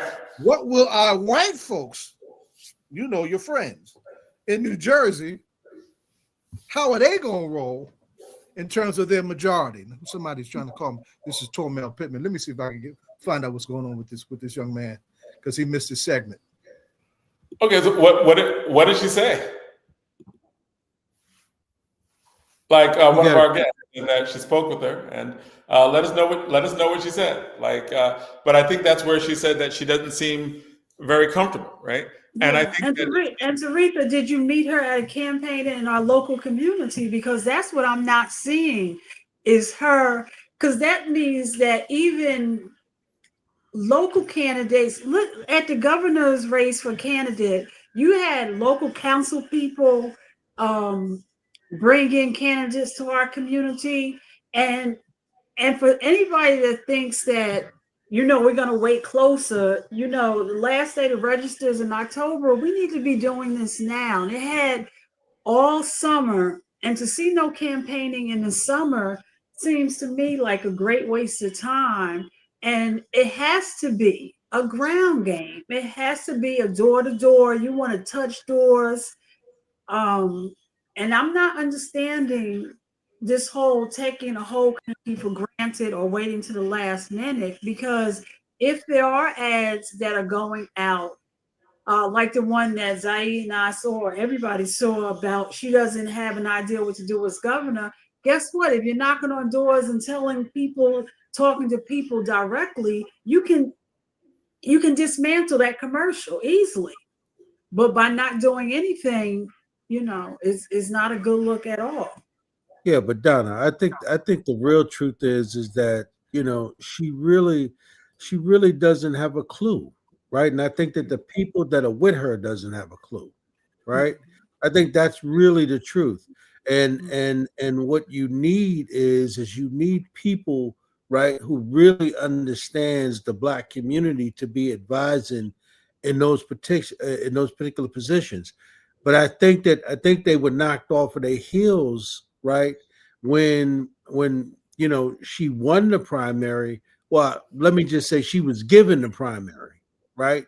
Because the truth is that, you know, she was given the primary. Yes. And at this very moment, right, without having a legitimate surrogate that can go in the community and excite Black folks, I'm telling you, no matter what we say, no matter what is said, you know that just like what happened in 2022 with such a low turnout in the mayoral race, that's going to happen in the governor's race. We need somebody that's going to be able to go out there and excite our community, right, in order for that to happen. And I'm telling you that the only person that can do that, right, is Mayor Baraka. I'm telling you that, and you all know that's the truth, right?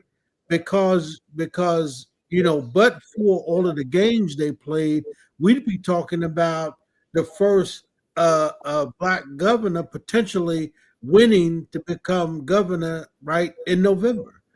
But yeah, it was all the rascal whooped Chiarelli. Right. if Barack had won the primary, we would all be out there right now. Yeah, he will whoop just We'll be on the basis of the black vote. following up. Right. And everybody Well, would let's be out. pause this conversation because we got Mr. Pittman with us, and let's because you were here That's earlier, right. Mr. Pittman? I came in and I couldn't hear anything, so I came out and then came back in. Okay. So well, welcome. Zaid, you can. All right. Oh no, I was going to say, Zaid, you can introduce this section.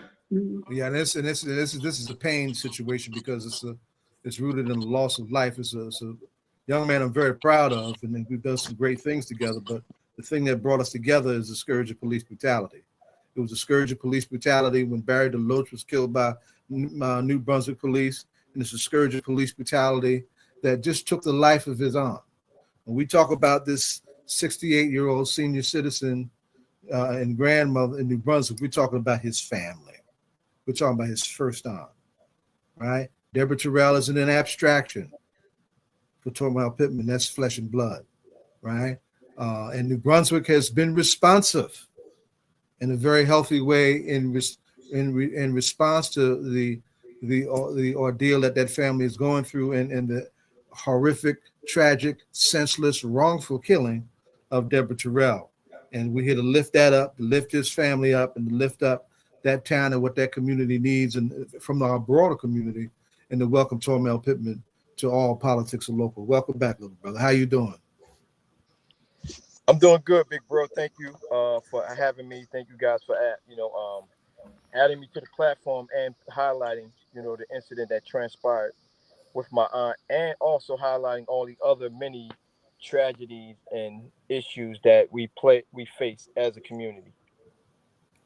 Terrell, I want you to do this first and foremost, because this is one of the things that we have to fight with when we deal with this kind of work, is that when these things happen to our people, they're never human beings with full identities and full lives and families and none of that. They are somebody who did this and they did that, and that's it. And the police were justified in doing what they did to them. You tell us about who who your Aunt Deborah was. Tell us about you. Yeah, give us her humanity first, and then let's unpack what we need to be doing in New Brunswick. Absolutely. Well, she was the aunt. I loved visiting her. She always offered to visit. Offered to babysit my children. She was married until her husband was deceased. She was in long-term marriage. She was a school bus driver. She was an athlete. She was just she was a fun-loving aunt. Never angry, never mean-spirited. But unfortunately, she did suffer from mental health issues, and she had episodes periodically.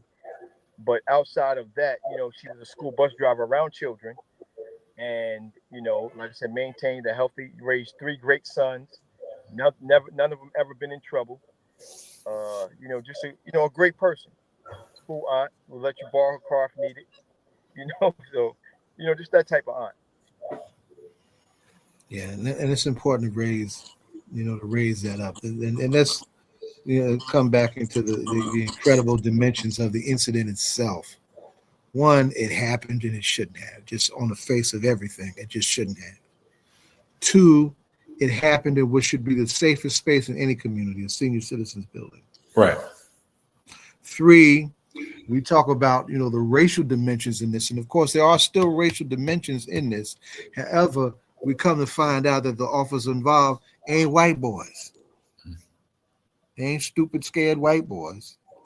These were men of color, right? Who know better and should have done better. When you say men of color, but blue ideology makes certain things all right when you do it to black and brown people and not to white people. Now, were these officers black? Tormel, I'm gonna let you jump. You go ahead and jump in and all that. You're muted, Tormel. Yeah, I'm trying to. Hello? Yeah. All right, go ahead. There were quote unquote, on footage, there were 4 officers there. 2 were black. 1 was Asian, and the other was a Latino. So there wasn't any white officers involved. 2 were black. One of the sergeants were black. One was an Asian, and another one was a Latino. 2 black officers, 1 Asian, 1 Latino. And we're talking about not neither one of them were a rookie.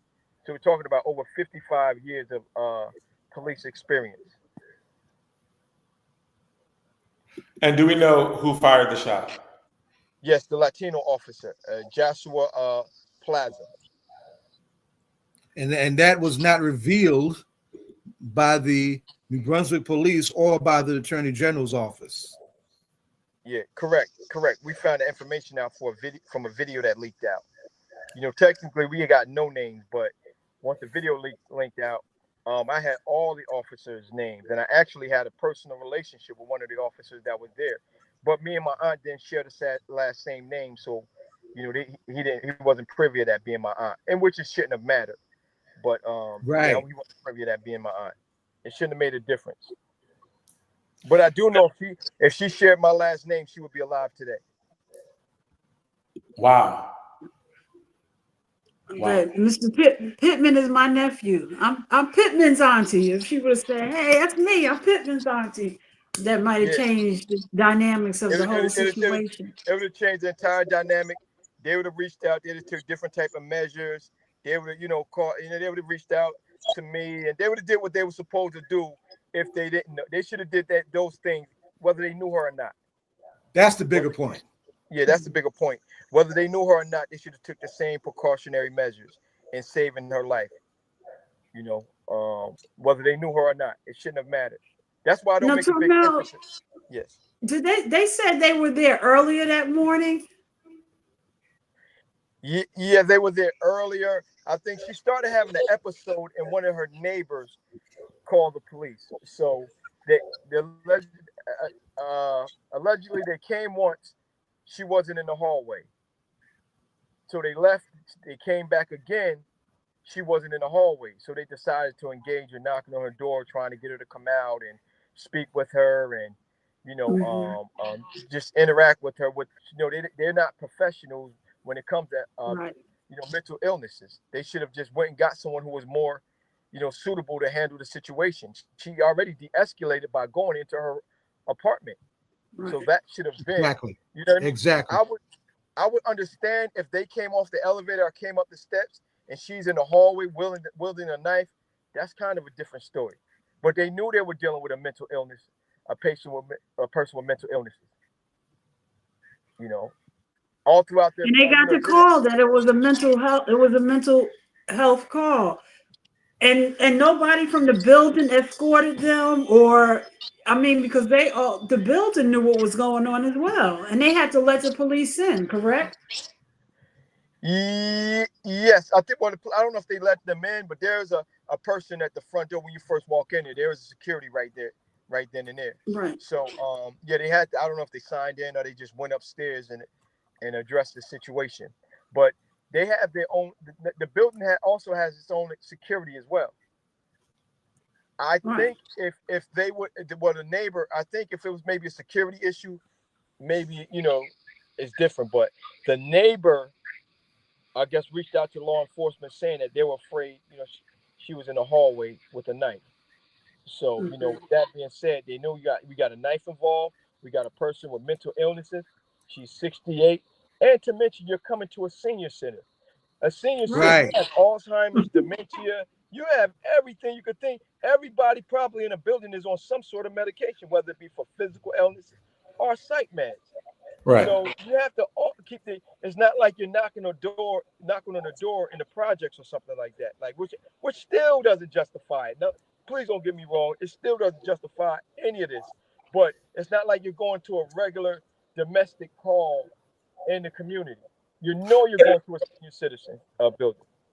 Have the police officially tried to justify this yet, or are they in their what is their response? Have they decided to not prosecute?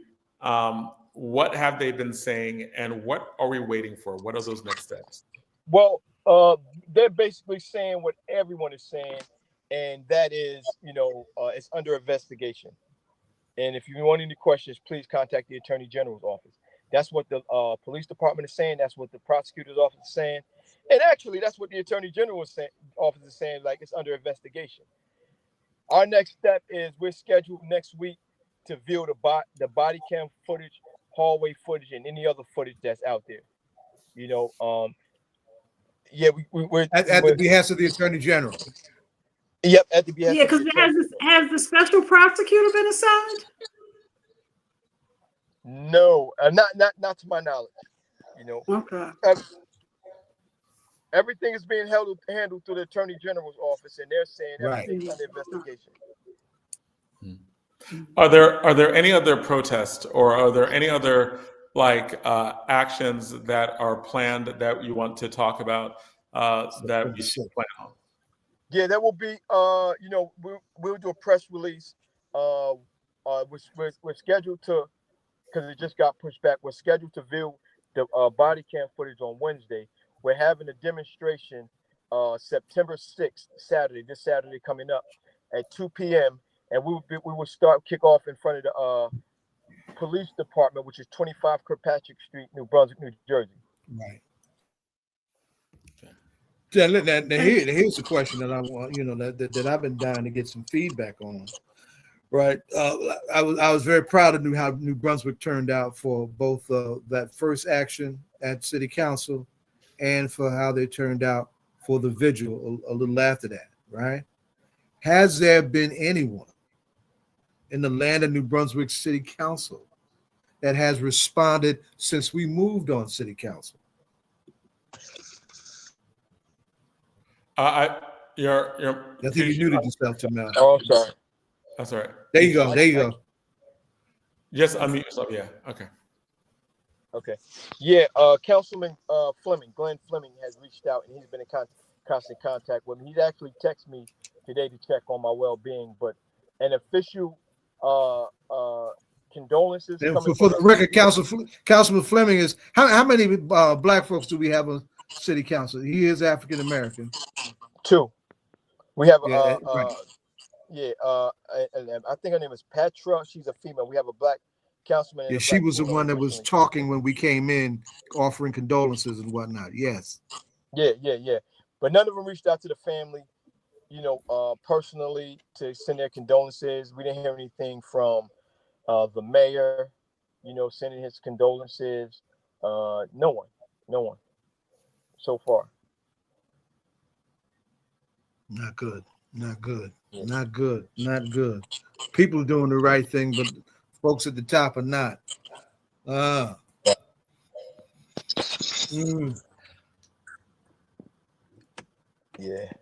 How would you know? Go ahead, Donna. Go ahead. And the police officer, I guess that's kind of hard. So, yeah. So you are aware of, you know, the legislation stating that you're supposed to have a special prosecutor assigned and You're aware of how that's supposed to work? Tormel? Hold on. Okay. Yes. Vaguely, I guess. If you can hear me. Yeah. Vaguely in certain situations. You can hear me. Yeah. We hear you. Okay. In certain situations, I don't know if that's the case in this situation, dealing with the Attorney General's office, you know, but I'm not sure if that's the case in this instance. You know, it is. So you know, if you, I want to I'm gonna try to put it in the chat, but if I don't, you should just search Assemblywoman Timberlake, New Jersey's special prosecutor legislation, and you know, because anytime I'm sorry, Zay? No, that very much is in place, so that hasn't changed. I just wanted. No, I said he wasn't aware of it. I was saying I'm going to try to put in the chat, but if I can't, that you should, so you can look at the legislation yourself and see what's supposed to happen and how it's supposed to go about happening and everything. Yeah. But you're supposed to have like a special prosecutor by now, and if you have an attorney, they do know, and I'm sure you know. But even since the legislation has been in place, everybody has been slow walked and it hasn't gone accordingly. But you know, you can kind of push back because this is, it's horrific, and the police, and I know that you said you knew the officers, and I'm sure their hands may be tied, and I don't know if they've spoken to you as well, but not hearing from anybody is very frustrating. Yeah, I'm sure that they're not allowed to speak with me. Right. I'm sure that they got a gag order. Yeah, I knew two of the officers are actually from New Brunswick. I think three, even the Latino officers from New Brunswick. But yeah. Like I said, one of the officers we just text back and forth. And the thing was, when it first happened, the fact that I didn't receive a text message, it got out that it was my aunt. It just started, it started a firestorm that, Tormel Pittman's aunt just was killed by police. And I gave, a day or two, but he never reached out and gave me condolences, knowing that I knew that, that the Brunswick police killed my aunt. So that was a red flag there. I'm like, well, Jazzy didn't contact me, send condolences. It's like, so that was like, he didn't never reached out. And so the wild thing, like, and this is wild because New Brunswick seems like a big, small place, right? It seems like a place where it's a crossroad community in the state. Right. And it's like you kind of know people, everybody, they grew up together, they know each other. And you literally were friends with this officer, or at least close enough to have his phone number, and you text on a regular basis. Like you used to text on a regular basis. Right. Yeah. So like I said, it was interesting that, because certain officers reached that, like once they found out my aunt, certain officers reached out to me with their condolences. He was one that didn't. So it was like a red flag. Wow. Now I just wanted to flag a couple. Go ahead. I'm sorry, Joe. Go ahead. And then once we got the footage, I then seen why he didn't reach out. Yeah, exactly. So when you were looking at the footage, you were like, wait, that's one of my friends. That officer is one of my friends.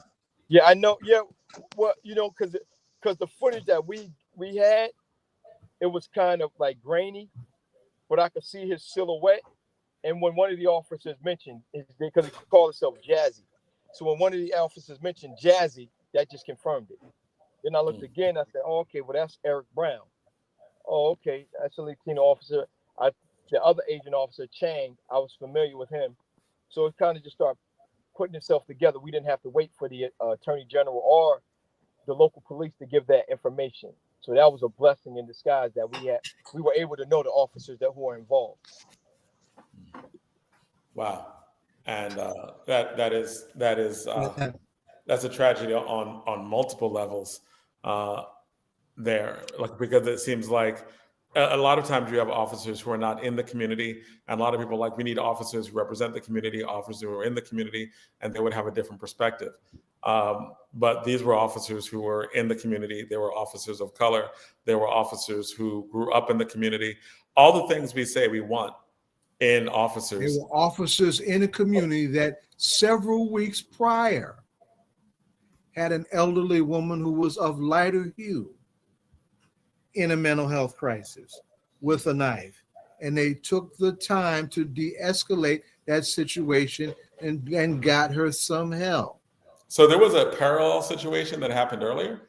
Like there was 3.5 weeks prior, maybe 5 blocks over, there was a lady by the name of, if I'm not mistaken, she was of Pakistani descent. Her name was Maria Rojas. She attempted to stab a firefighter. She attempted to stab a police officer, and they gave her a 6-hour standoff. And the reason why it was 6 hours is because she elected to give herself up. It wasn't like they forced her out. They threw a camera inside the building she was in. They took every measure possible and ended up taking her into custody with no incident. Because they realized they didn't need to kill an elderly woman with a knife who was clearly going through mental health crisis. And the fact that you saw it in one case and didn't in another was good for over here, is good for over there. Right, and that means they have protocols. They have things that they can and should do in order to deal with that. They just chose not to do it. Not to do it in this case because they did not think they had to. and that just compounds that tragedy, right? And it really becomes important that police are actually held accountable for taking life when it is not necessary. And because if they don't, then none of us are safe, right? Right. There's no Black person who can feel safe if they're not held accountable. And again, we are talking about officers who are Black and Latino and who grew up in the community. And what we're finding, and we found in Tennessee, is that it really doesn't matter, right? We had a conversation, as a matter of fact, Zaid came to my school and had a conversation about identity politics versus a structural analysis, right? And talking to I'm a debate coach, and he talked to my students and talked to them about why the identity of a person, whether they're white, whether they're Black, whether they're Latino, doesn't matter as much as are they taking considerations of racism and classism and sexism? Are they taking that into account in when they do their job, and how they have these levels of impact on the community? Are they demonstrating that they are acting in ways that support white supremacy, even if they are not white, right? And I think that becomes like the wild part of this that really informs all of us about understanding when we call for more Black police officers, important, but clearly not the only thing, right? We call for more police officers from our community, important, but clearly the most important thing is, do they have the values to respect our lives? And they still need to be held accountable. Absolutely. Well, let me say several things. Well, I'm glad we were able to get you, because I thought we were going to lose you all together. And this is, and Tormel, I put something in the chat for you. Yeah. And to that point, Don, this is what I was trying to say earlier, is that this case is like all of the others since the implementation of this bill, right? The independent prosecutors bill is the I said that. Yeah, I said that. No. Yeah, but I want to explain further for Tormel's point, and I think we may have lost him. Yeah, we did. Right? Yeah, but I'll make the point just for our audience's sake, is that still, even in its implementation, there are some flaws and it needs strengthening. First, the protocol is clear as to what should happen. One, the Attorney General takes over right away. Two, there are protocols in place to address the family and to release the footage to them, right? It's been almost 3 weeks, and they just got notification about this meeting getting ready to come up within the last couple of days, right? That's a problem, right?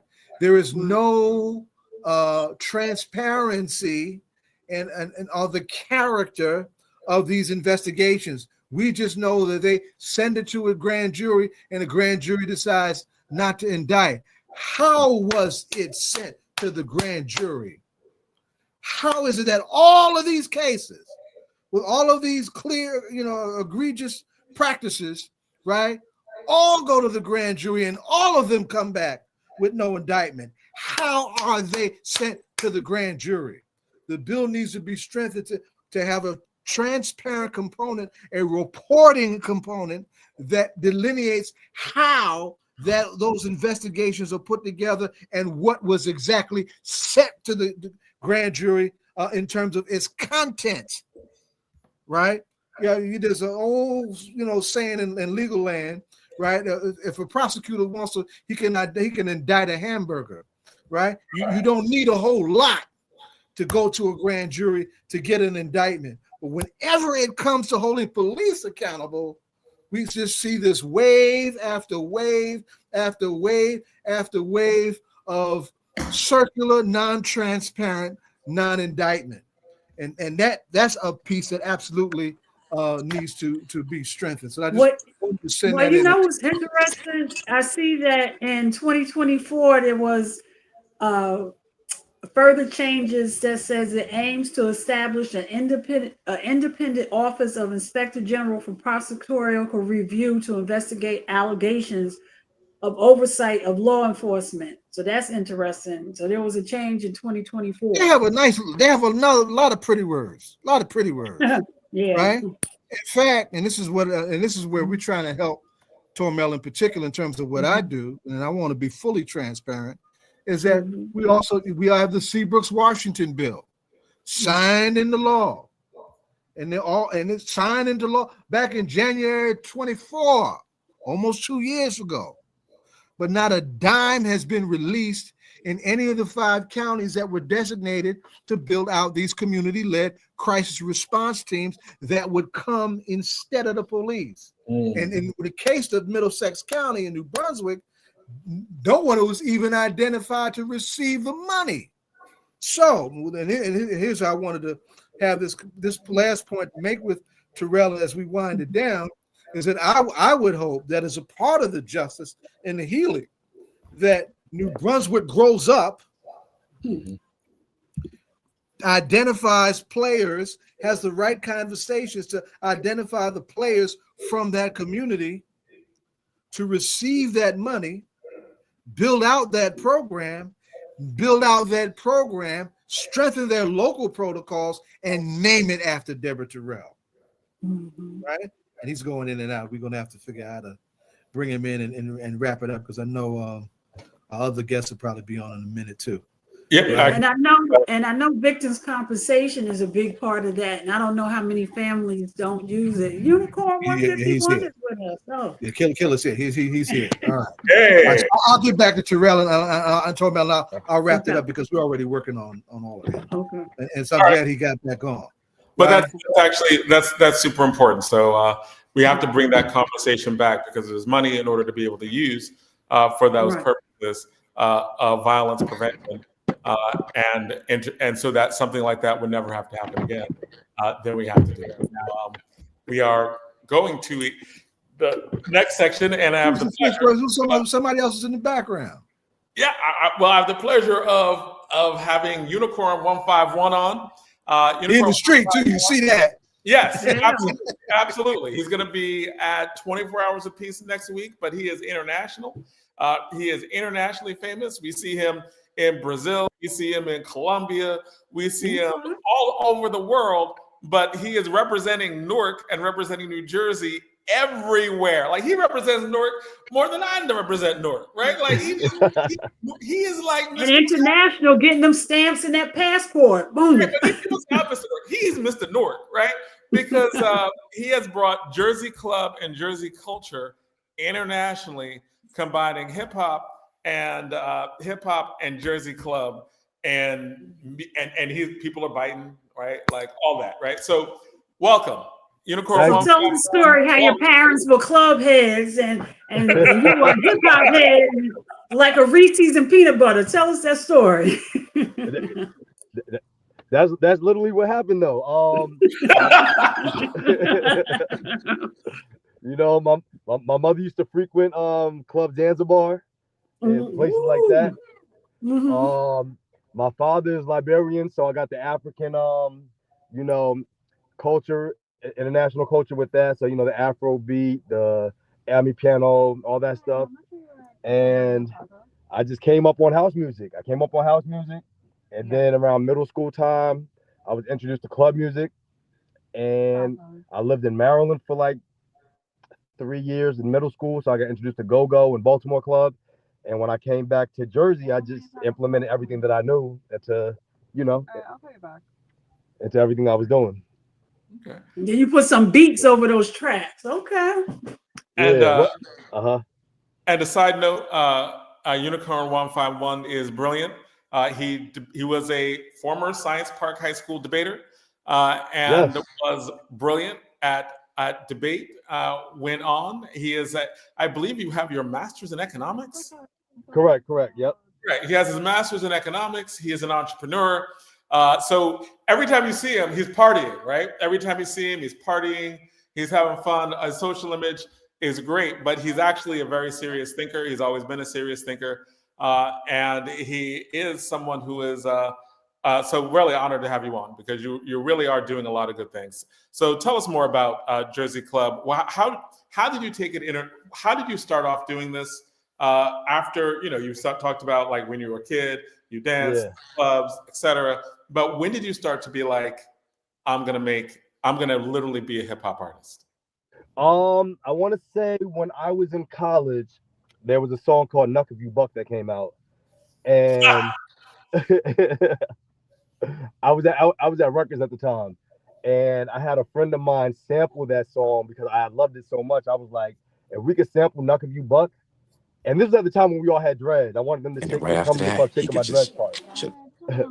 And I was like, if we could rap over "Knuck If You Buck," that would be awesome. So I started off with a song called "Shaking My Dreads," but on the third verse, I had the engineer, the producer. They were two white guys, by the way. I was like, can you guys make it like a Jersey Club pattern at the end? And they were like, we don't know what that is, but we'll try. So they made like a super basic, Jersey Club kick on the third verse.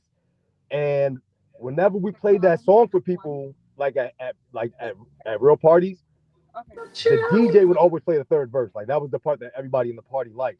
So at that time, I was like, you know what? Maybe if we, rapped on house and rapped on club, it would be easier to digest by the party goers, as opposed to just, we were rapping doing normal hip hop also, but we partied a lot, and it was just so easily digestible at that time. And that's kind of like we started on kind of just experimenting. One day I was at a meeting with a bunch of tastemakers from Hot 97, Power 105, and they were trying to do like a top 10 list of the hottest Jersey artists. And everyone was arguing. They were like, how come our Jersey, first off, we were only able to get up to 5. I think this was in this had to be like 2017. We were only able to come up with the top 5 independent Jersey artists, right? And after that, it was kind of hard. We had to go into the battle rappers and this, that, and the third. And everybody was like, damn, why are we not getting no play on the radio? And I remember they basically were saying that Jersey has no culture. They said, wow. This was the DJs were talking about. Yeah, this is in 2017. They said, y'all don't have a signature sound. They said, if you're from North Jersey, you sound like New York. And if you're from South Jersey, you sound like Philly. Damn. And I was offended. Right. I was like, what? Hakim Green is offended. He's listening right now. He's shaking his head. I'm a jazz head and I'm offended. Yeah. But everybody know Jersey house music is like boom. Yeah. I do want to say this. During that time frame, in 2017, we only really had Fetty Wap on the radio for Jersey. It had been a long stretch of time between our greats and the new generation. So there was like a big gap between prominent Jersey artists to really say that and there was no house artists out there y'all can name? During this time period, Jersey club and house music was getting played like on YouTube and on mixtapes, but not on the not as hip hop. No, it was considered a different genre. So you broke it and you was like yeah. Now this is the funniest part. During that meeting, I brought up Jersey Club and House. I said, you know what? If you want to say that there's a genre that Jersey has no sound, you sound crazy. You have to say Jersey Club and you have to say House. And they laughed at us. They was like Jersey Club. They laughed? Yeah, like they laughed in our face. They were like, that is not hip hop. That's booty shaking music. That's skating rink music. Booty shaking. Yeah. They was like, that's booty. So hold on one second. I'm sorry, I got some background noise. So when they said that and I was so offended, I was like, so you trying to tell me all the numbers that DJ Little Man and DJ Frosty doesn't count? And they were like, no, it don't count. Those are not rappers. Those are producers. And it was that day that I said, I'm about to go home. And I said, as soon as I get home, I'm going to make a Jersey Club hip hop track. And I'm going to prove them wrong because I know we got a sound. I just don't understand why y'all not recognizing our sound. Like, what was that first track? You became our lyrical old track. What's the first track? Now, previously, I had already rapped on Jersey Club, but it hadn't it didn't take off. It was more like experimental. Mhm. The day I went home, I called DJ Joker and asked him if he had an instrumental that I could use. And he had a song, a remix to Heartbroken. It was DJ J Hood, DJ Slink, DJ Joker, and Native. So there were 4 producers on it, 4 of our most prominent producers. And I said, if y'all don't mind, I'm going to rap on this track. And they were like, go ahead, do what you want to do. So the first, like, in 2017, I rapped on Heartbroken, a song called Heartbroken Unicorn. And I made a music video for it, and I put it out. And the day I did that, the response that I got, I was like, okay, this is a wave that we could ride, because I was getting such a good response off of that. And then the second track I made was called It's Time, which had a percolator sample in it. And that just went through the roof. Like, It's Time is the one that all the radio DJs gravitated to. I texted it to DJ Walla, and it was on the radio within 12 hours. I didn't even know it was on the radio when I woke up. Unicorn. This sounds like a Kendrick Lamar and DJ Mustard conversation. That sounds. It literally, like, after I made those 2 records, it literally was like an overnight thing. It was like the sound took off faster than I could catch up with it. It just, you know. And is it on YouTube? Yes, on YouTube. The song is called It's Time, by Unicorn 151 and DJ Fade. Okay. It's called what's the first word I didn't hit? It's time. It's time. Oh, Which is short for it was short for It's Time for the Percolator, but we just sampled It's Time. Okay, got you. Okay. Yeah. Okay. And, to me, that song was so monumental because it also signified it being Jersey's time. Like, it's time. Right. It's our time. Right. And basketball games, football games, sports teams, schools, everyone just took a liking to this song, you know, even before they heard the lyrics. Just the percolator sample was just such a relatable thing to everybody from my age group, to my mother, to my aunt, to the kids below me. And ever since that happened for me, I was like, you know what? I'm going to try to inject our signature beat pattern into everywhere I go. So if I'm doing a show in Brooklyn, I'm going to do Jersey Club over Brooklyn Drill. If I'm doing a show in Colombia, I'm going to do Jersey Club over Samba or whatever, Champeta, whatever. If I'm doing a show in Brazil, I'm going to inject Jersey Club into Baile Funk. I want Jersey Club over jazz. I want to bring back the house. Even as far as house go, I listen to more house than I listen to Jersey Club, believe it or not. So I just wanted to bring our sound to the forefront, and thankfully, you know, Jersey stood up, the culture stood up, the dancers stood up, the Hot 97 DJs who laughed in the beginning, they took a liking to it and they stood up. And I feel like the city got behind it. I feel like the culture as a whole, they didn't just get behind me, but they got behind our signature sound. And what made me even more happy is that Newark took a liking and an interest in the history behind it. And we started digging back into the crates and bringing up the DJ Tim Mills and the DJ Tim Dollars and really getting back into the history of Brick City Club and say, you know what, this is our roots. This is something we can be proud of. This is something that we have had for over 30, 40, 20 years with generations in, but now we can stand on it. Now we can say we are Jersey Club artists and not just producers, DJs, and dancers. And, you know, I'm humbled. I'm happy to be a part of the culture. I'm happy to uplift the culture. And it just, you know, of course we have to, you know, take heed of the business side of it and the marketing side of it. And I kind of use my popularity in the party scene or my popularity in the streets to try to bolster it as I should. And, you know, it's been working in our favor. The world loves it. TikTok took a hold of it during the pandemic and threw it out to the global marketplace. And yeah, you know, I'm just happy to have a part in the history of what came before me and what is probably going to have a bright future after me. I'm going to ask you more questions about like when you got back in that history of Jersey Club, but I'm going to jump to Hakim Green because he's live and he's performing. So I'm just going to. That real hip hop. That's my brother right there, Hakim Green. You know what I mean? If y'all let him boom back, I hear, oh. I said, if y'all love the boom back, let me hear you say, oh. Oh.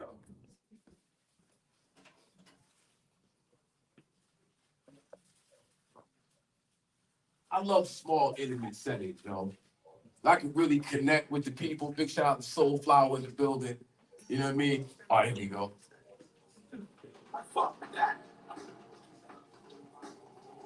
Yeah.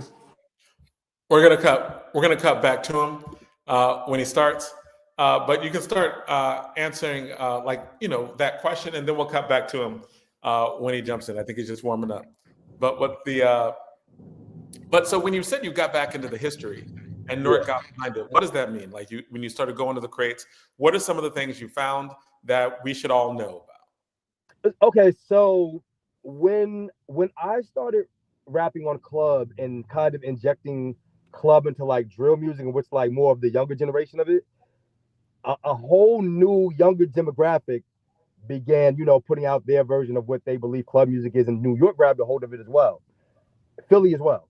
And I feel like a lot of the pioneers who gave me a lane kind of got overlooked, and a lot of the beats that were being sampled and used to make these new hits, the people who originally produced these beats to me were being overlooked.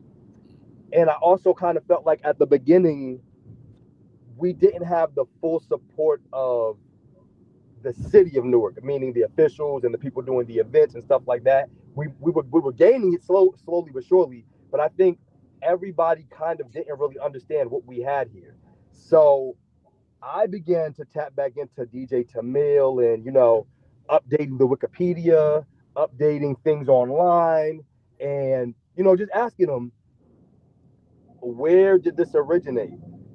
Did you get the green light from Baltimore? You had a lot of people from Baltimore saying, we started this, that, and the third.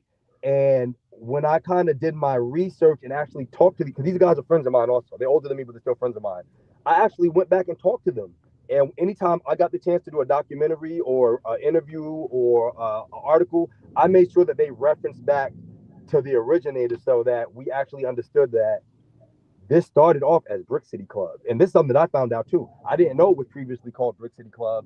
I didn't know that DJ Tormel actually was working with Baltimore and going back and forth to Baltimore to learn how they produce Jersey Club, and then come back to Jersey and produce his own genre of Baltimore Club, which would become Brick City Club. And to me, that was fascinating because I knew DJ Tormel, and when I was in high school, I would pass his CD stand on Broader Market, where I would I would get Jersey Club CD. All of this is very intertwined.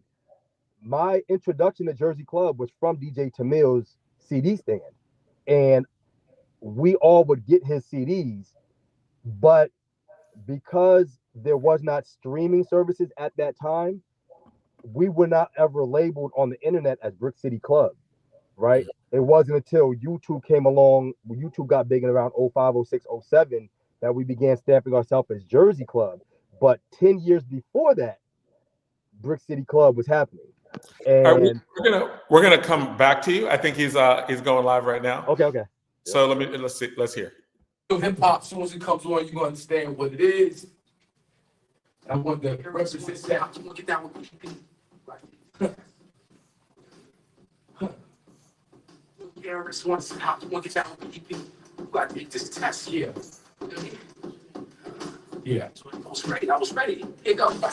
Man, so do nothing but uttering the word. Niggas don't get it. I must be stuttering from the herd. Got me flooding with the birds. Hungry with nerves. I'm trying to build shelter from the upcoming bird. Donald Trump is tripping. I'm trying to stay surge. Do it for the breaks. Supply the mark. Birds. Get my brothers out the county. See me emerge. I'm trying to keep it straight from people living on the curves. I got the nerve. Must not have heard. I'm tired of the pins pushing speeds in the birds. Fire with the bars, but the fours and the birds. Wanna see them with college. It's all so absurd, so I stay high as a bird. Niggas want to smoke with me, you'll get served. I'm sick with technique, I'm ill with them, and with DJ walk my effect like they were straight out the school. I can talk on the door, find me the viewer. I'm so underground. I'm a grown man in this young world, I feel like I'm in the ruler. I'm trying to get these bars. The rhymes I say, sharp. All right, we're gonna come back. If the person as the camera can get up and see Hakim Green, we'll be jumping back. But you are breaking it down. Like part of the reason why I appreciate you and wanted to have you on is because I know that like you're actually the leader of a cultural movement.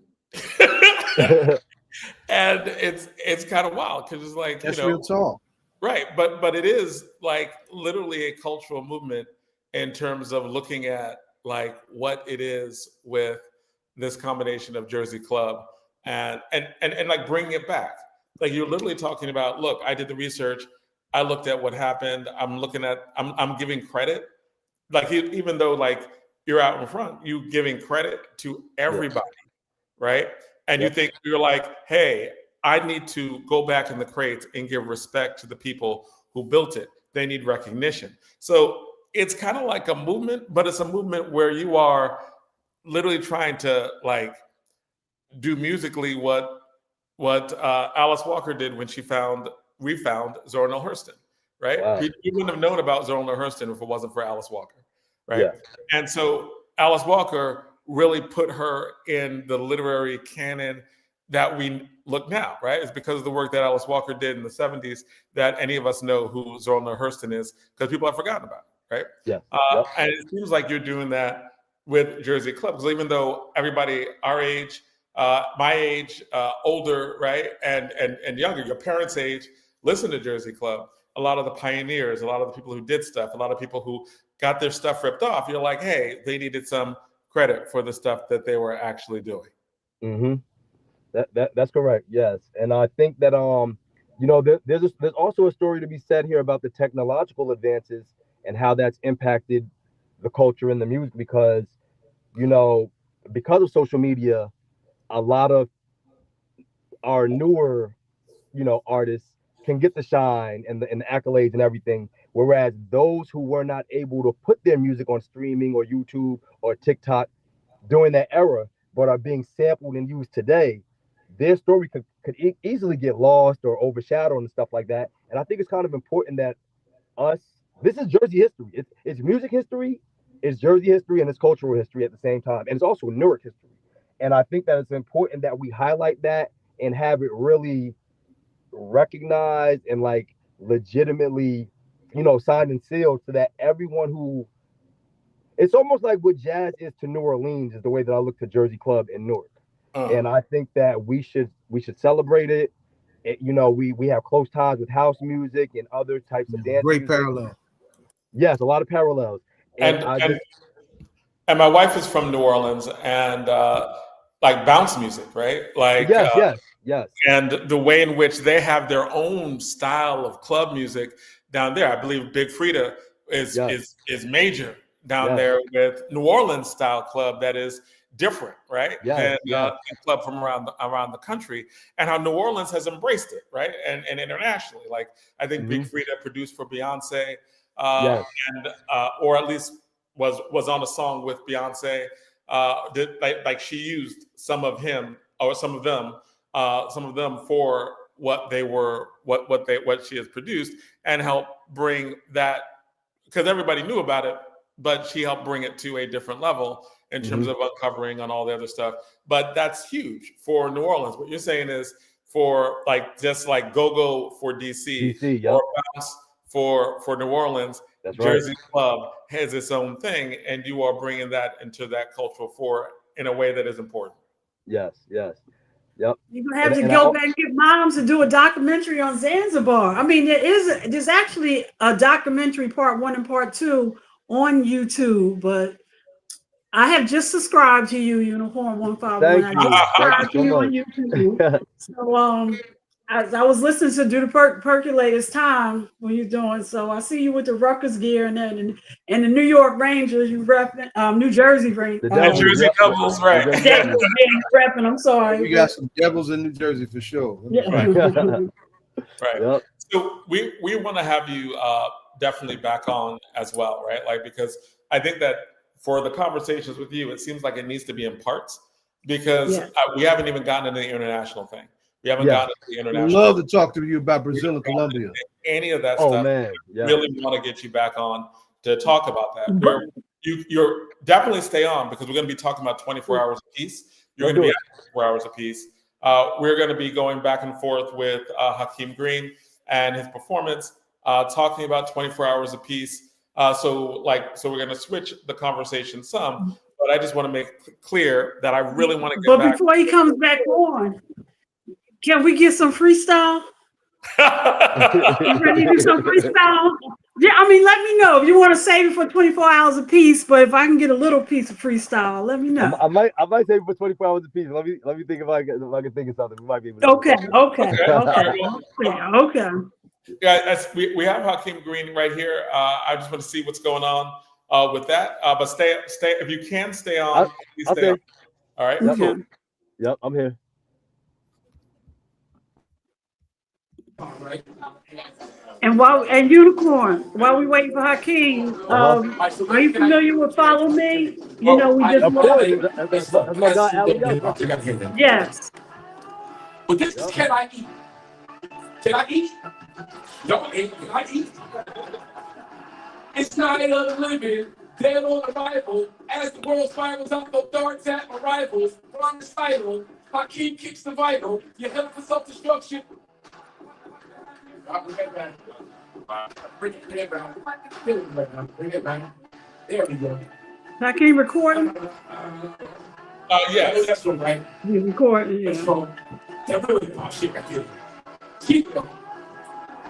It's night of living, dead on arrival. As the world spirals out, the darts at my rivals. Round the cycle, Hakim kicks the vital. You head for self-destruction like the rap game suicidal. Death is the way and it floods like a tidal. What's your title? Worshiper idol. Well, all politics are local. You are tuned in while Hakim is doing his thing. Getting it first hand. The artist at work. Is the mind when it's idle. So working like a jaw about people slowly Joe. Move around like rock, trying to duck these holes. Seeing some turn to salt. I tell them it's not my fault. I'm a master when it comes to locking peace in a fold now it's on. The Grand Imperial. Wake up in the morning with the herb like it's cereal. Can I eat? Shit is deep and I don't swim in the pool with no heat. 6 feet deep. The streets like the song that they got me with sharks and piranhas. Can I eat? Shit is deep and I don't swim in the pool with no heat. 6 feet deep. The streets is like the song that plus they got me in the pool with sharks and y'all niggas suck. I'll be like, what the fuck? Old McDonald had the farmers all I hear when y'all sluck. I'm back like a truck, like freeway on the clutch on I-95, rolling Phillies like a Duchess. Hakim Green, got no problems, just solutions. A pharaoh hit a bill, organized confusion in the poetry and song. Can we just get along? These niggas be asked out like Prince in a thong. Some niggas hit the ping, hot hits the bone. Got my pull in the strings and the guitar and the song. Jokers think they king till I ping them like they palm. They never disrespect me, gorillas king me like I'm calm. Smoking weed keeps me right, that's why I'm never wrong.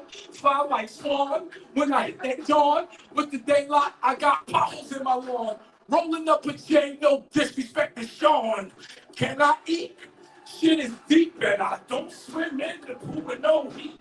6 feet deep, the streets like a sauna. They got pool, sharks and piranhas. Can I eat? Shit is deep and I don't swim in the pool with no feet.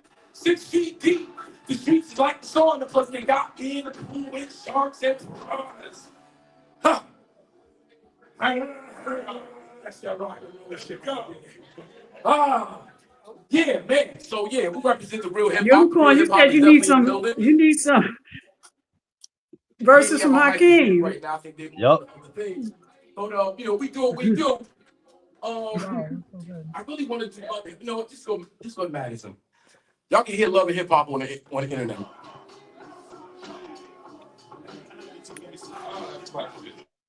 All right, so we're going to go back and forth. And now you are going to be on 24 hours apiece next week. So what's that about? When you're going to be on? Talk to us about that. And why are you at 24 hours apiece? I mean, normally for the past, I want to say since about 2019, when Susu first booked me for 24 hours apiece the first time, I've been curating the Jersey club set for 24 hours apiece. So normally when I perform at 24 hours apiece, it's not just me, but I bring out whoever's currently fire in the city at the time, as well as the dancers and different producers and DJs. And I try to put together a whole production for the city just so that everybody can enjoy the whole thing.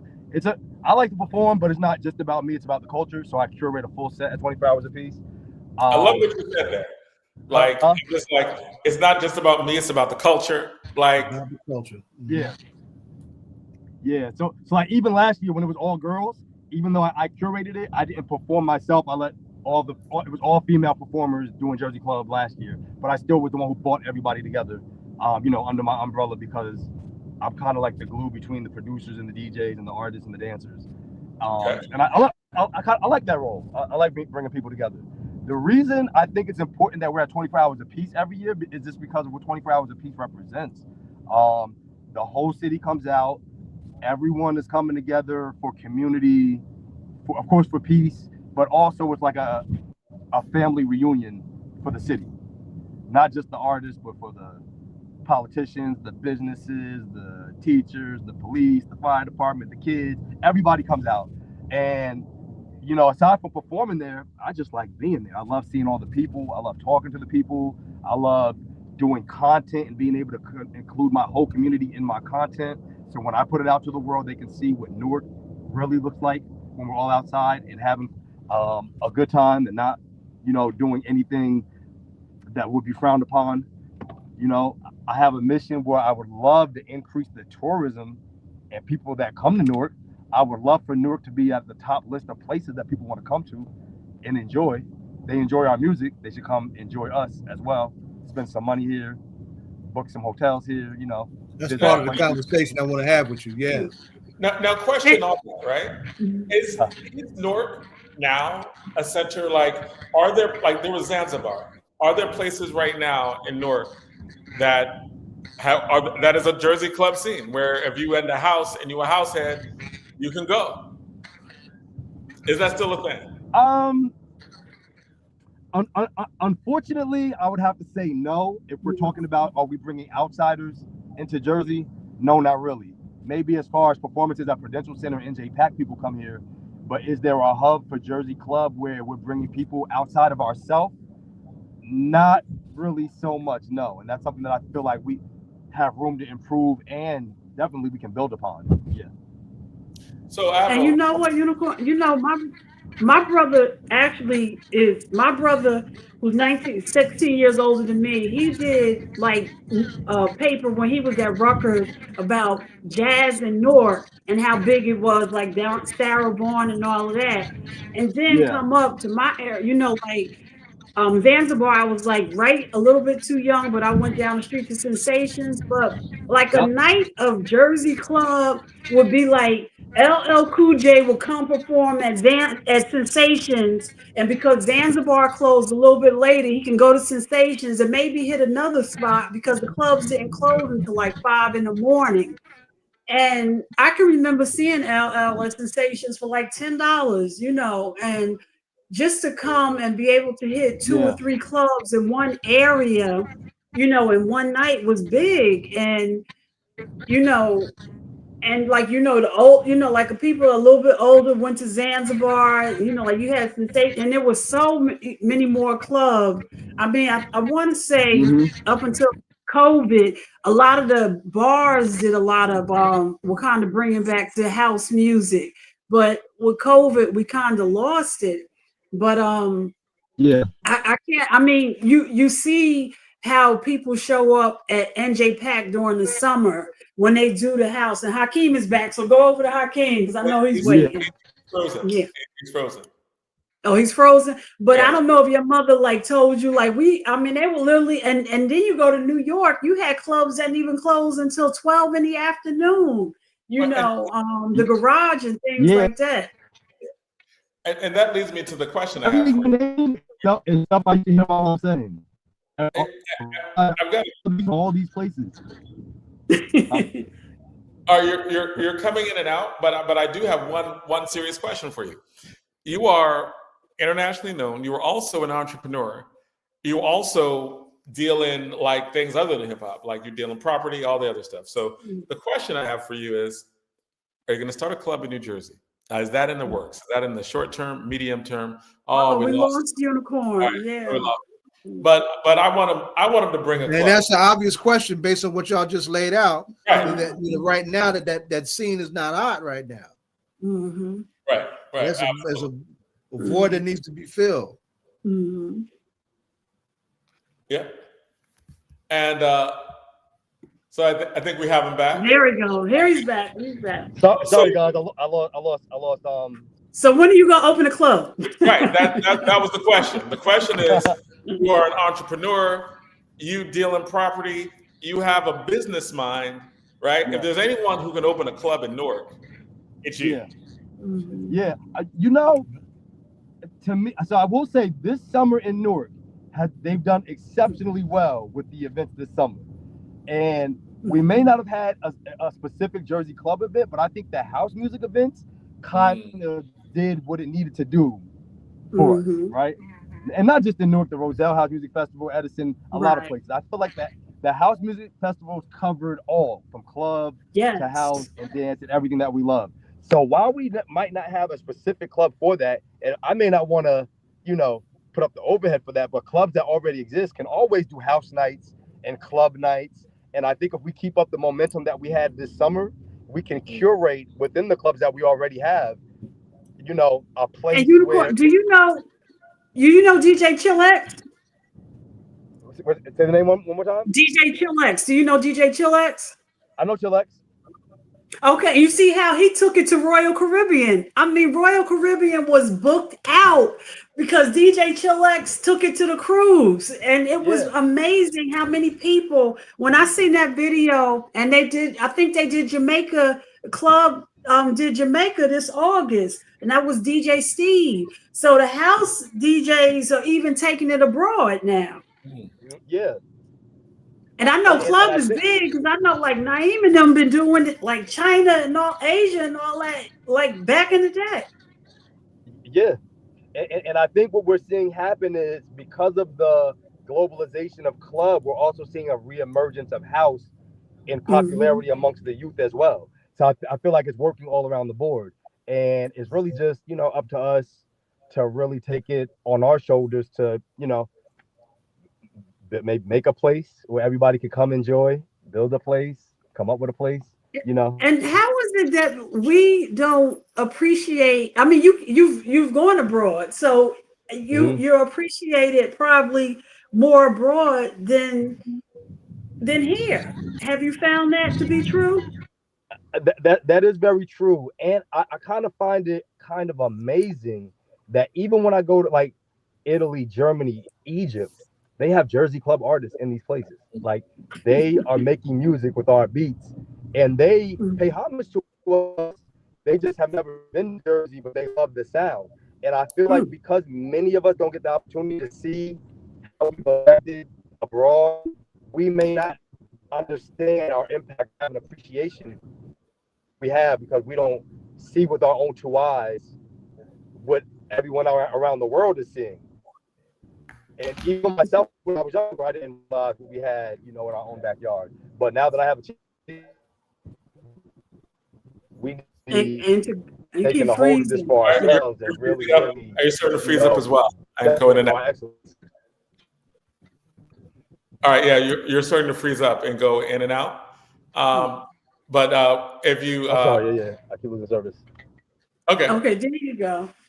And I was asking you about the artist who did Follow Me. We know we just lost him. But that song has traveled far more than, you're going again. And it's a progressive song, too. It's Follow Me? It's a progressive song. Absolutely, yes. Yeah. Yeah, so we'll get him back. There you go. Stand still. It's like you ever heard when we had to put the antenna out you had to use a hanger as an antenna and we like stand still. That's what we need to say. The part you said about Follow Me, can you repeat that? I heard a little bit of it, but I was losing service. I was just saying how far we lost, unfortunately we lost him early, and I know he was booked, way beyond, and sadly we lost him. But I've just seen, you know, you can go on to see like his. I think he was out in Chicago, and you know, and I'm sure, you know, I can remember, like over the holidays, a lot of artists, club hip hop artists, would just go and travel because, you know, like in Asia and things, not hip hop, house artists would, DJs would go travel, you know, over the holidays because they were sought after, you know. Yeah, it's very true, So and, what and track? it's a What's very do you have any new music coming out? yeah. I'm Or you want actually to say? working on yeah. I have a lot of new music coming out. Mhm, We actually are working on a Follow Me. We're trying to figure out how we can club Follow Me and make it keep the same essence. Um, mhm, you know, sort of like a homage to Ali. And mhm, I have a, like I said, to make Jersey Club, we kind of can make certain beats pretty quickly, but mhm, to make it a song with meaning kind of takes a little bit sometimes. But I have a lot of music that I plan on dropping fourth quarter this year, going into January this year. mhm. International music as well as just straight Jersey club and house, and some straight hip hop as well. So this, you know, I want to ask this question while we got you because this is a hip hop political show, Yeah, and when you're getting ready to go in the studio, when you're doing, you know, and I hear that you're an entrepreneur, so you have many different, um, you know, different things that you do. But when you're doing the work, is there a hip hop artist, yeah. or is it just yourself that you turn to when you need to be inspired, individual or group? Um, there's a couple. I'm a huge Wu Tang fan. I'm a huge Okay. Wu Okay. Tang Clan fan, and Hmm. specifically ODB. But I like the whole Okay. Wu because of Yes. their yeah. I like the whole Wu because of their originality. But I like Mhm. ODB because he's unorthodox and there's no father to his style. So any time that I'm thinking like I might have a writer's block or getting in a rut, if I listen to some old Mhm. Wu Tang, some old 3 6 Mafia, some old Boot Camp Click, even down to Redman and Naughty, it gives me Mhm. it gives me an energy boost because Jersey Club you don't have to be lyrical on, but I do like to tell a story and I do like to give it some lyrical presence so that it's not just cookie cutter music because we have enough younger kids who make the just repetitive cookie cutter. And Mhm. yeah, if I'm ever in a bind, I go back straight back to the golden era, straight 90s hip hop. Or if I need to turn up, I go to 3 6 Mafia or Gucci Man. Mhm. Like, Okay. Did like you go ahead? I was gonna ask one more. Go ahead. no, ask your question. No, I was gonna just say, you know, Mariah Carey, she has an ear for hip hop artists. And like her more recently, Type Dangerous, you know, off of Rakim's beat. Um, did you any thoughts on that song? Which song? Type Dangerous from Mariah and Rakim. I don't know. I don't know that one. Okay, we got it. I'll see you at 24 hours apiece. We'll talk about it again. You got to give me freestyle, and then we're going to talk about Type Dangerous, okay? I got you. Let's do it. Okay. Go ahead. I know we're reaching toward the end of this segment, and it's an honor to have you on. It's always an honor every time you come on. And the cool thing that I want to talk to you about also, like you talked about it last time, or at least you talked about it a few minutes ago when you were talking about lyrical content and making things that are not cookie cutter music. Like you're thoughtful, and you are literally a cultural figure, right? Mhm. Um, what is it that and it's fun watching you I say I think I text you all the time. I'm like, hey, you need to have your own reality television show, right? Because like it just seems like what you're putting out, it's fun, right? Like Yeah. it's overtly fun. um Culture has the ability to shape, it has the ability to form. You are a serious individual, right? Like even Yeah. though but you are a serious individual, you are an intellectual individual, I think that you are thoughtful and deliberate about what you do. Yeah. And even though that people might not see that or think that from the image, it is very clear to me that like you are a the way in which you look at culture is literally a way an artist does it, right? You're a real artist. So what is it that you want your art, right? Because it's not just music. I think you have performance art, you have visual art, you have dance, you have music. All of that you engage in a very deliberate way.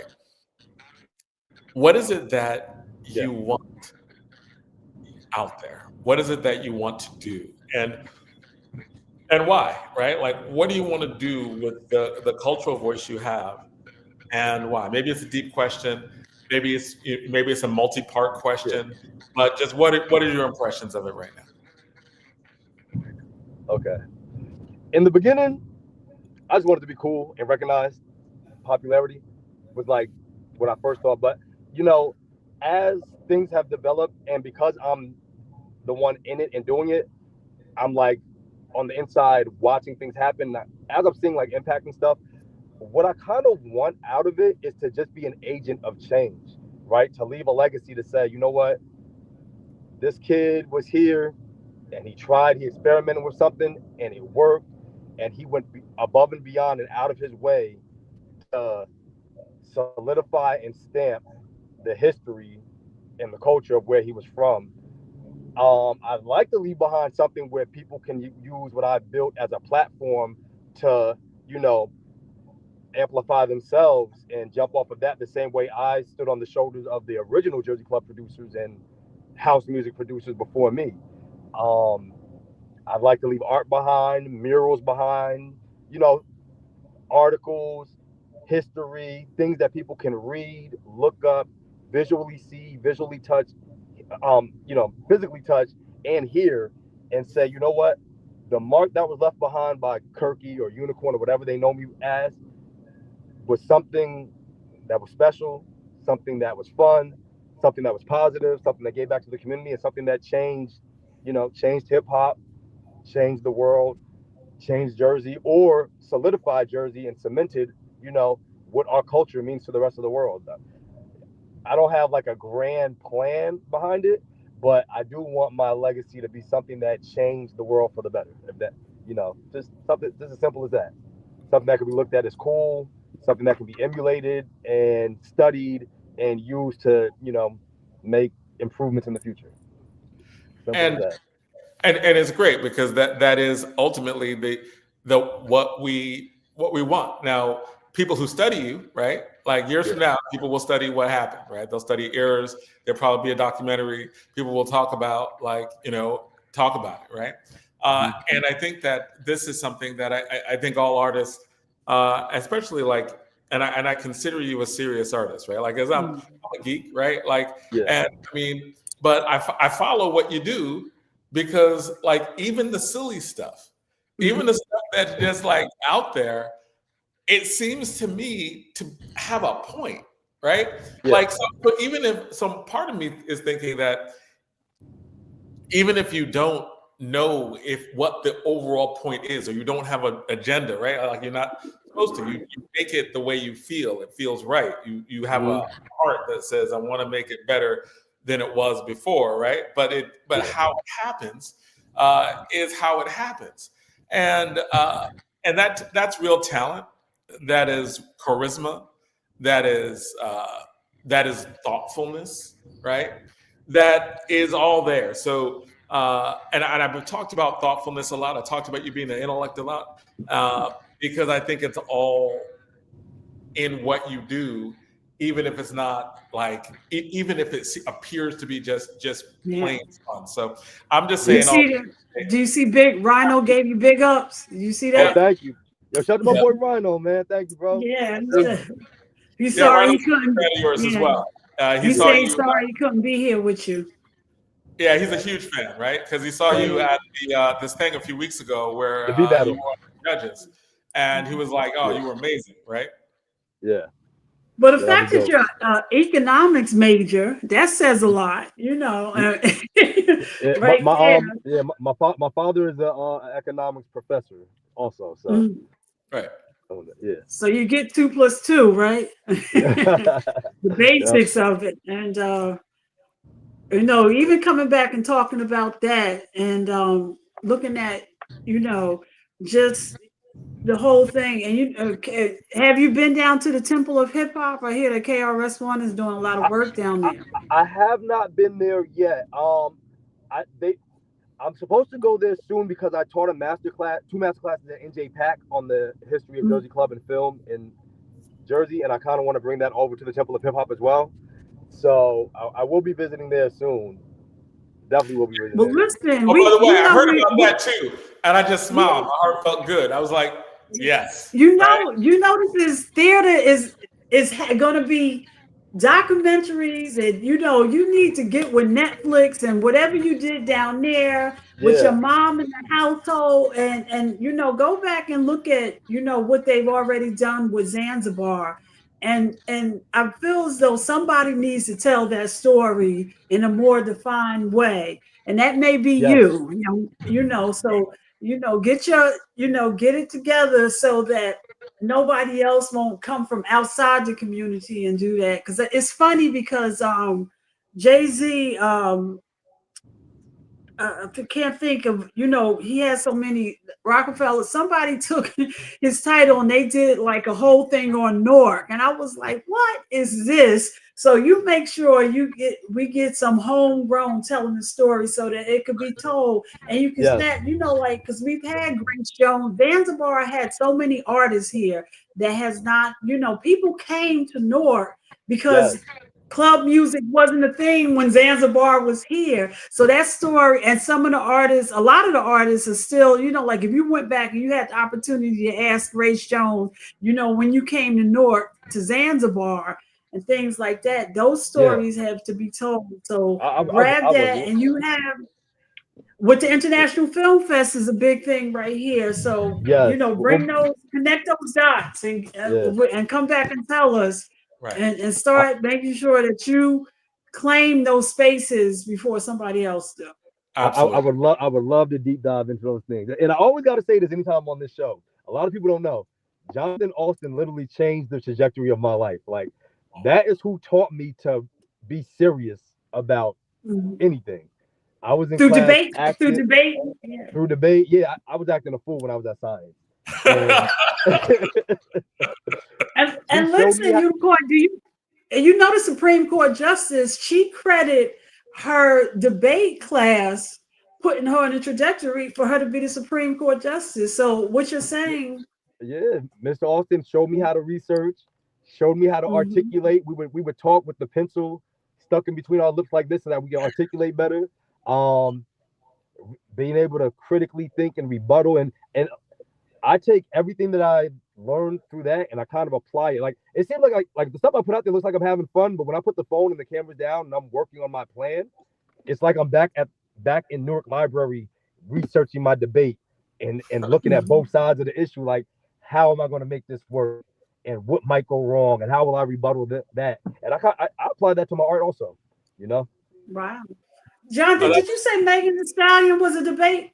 Yeah, Megan Thee Stallion was a debater. She debated for Texas Southern.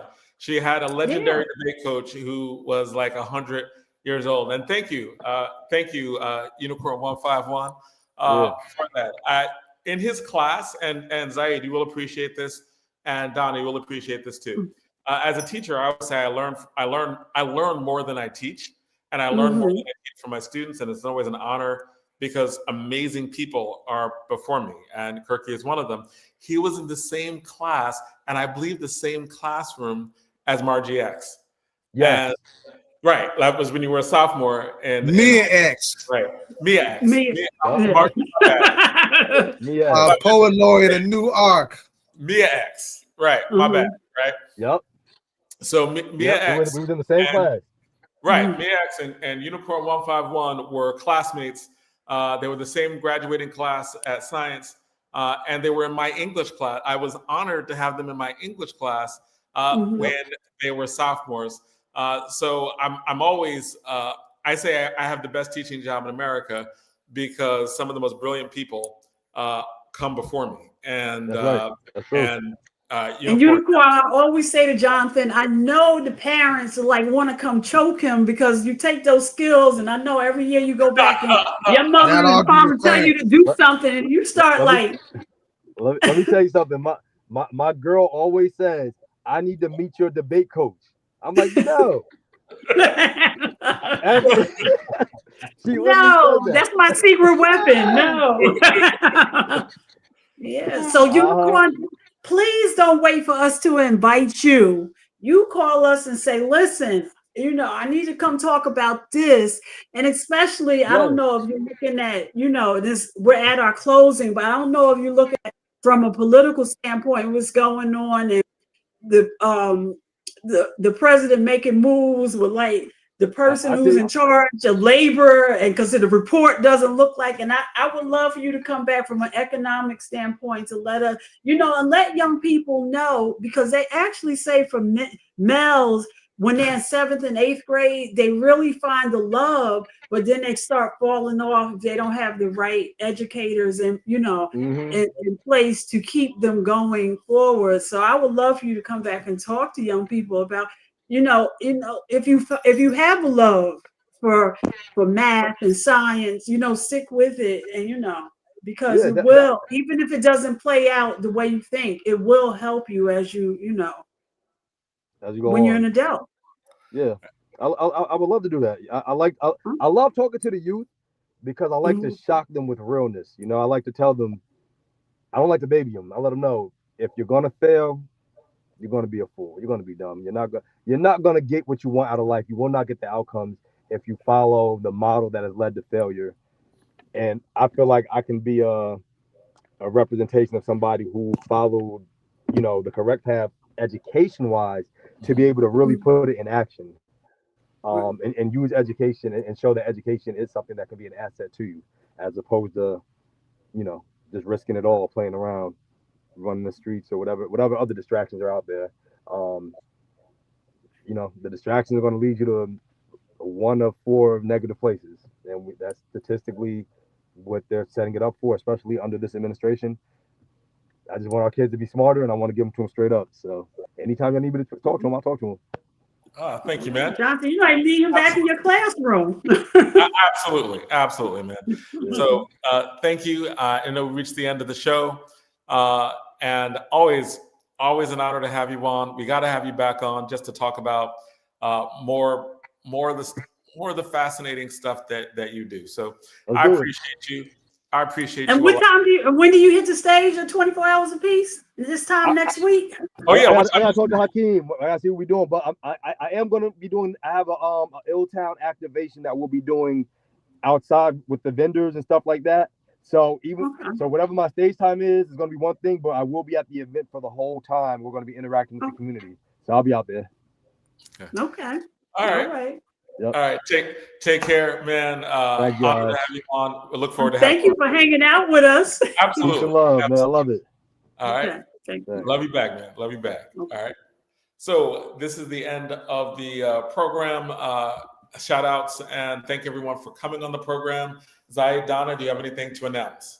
Just want to apologize for Dhourba and Pam. Pam is actually in Chicago because tomorrow is the anniversary of Fred Hampton's birthday, and they're winding up Black August, and it's a street naming ceremony that's going to happen where he was literally killed, right? But she's out there actually working with Fred Jr. and Fred Jr.'s mother, to help them with that. So she apologizes that she couldn't get on. Dhourba was on, but he came on too early and didn't come back on. Right? So I think he got a little confused. Right? So I'll apologize for both of them. But we really need to lift up Mumia, right? Mumia is a target of medical neglect and medical mistreatment, and it runs the risk of permanent blindness. We're really trying to bang on that real hard right now to save his sight. And of course, we've got this ongoing urgent issue with trying to get Imam Jamil out. So y'all stay tuned for what's going to be happening on the political prisoner front.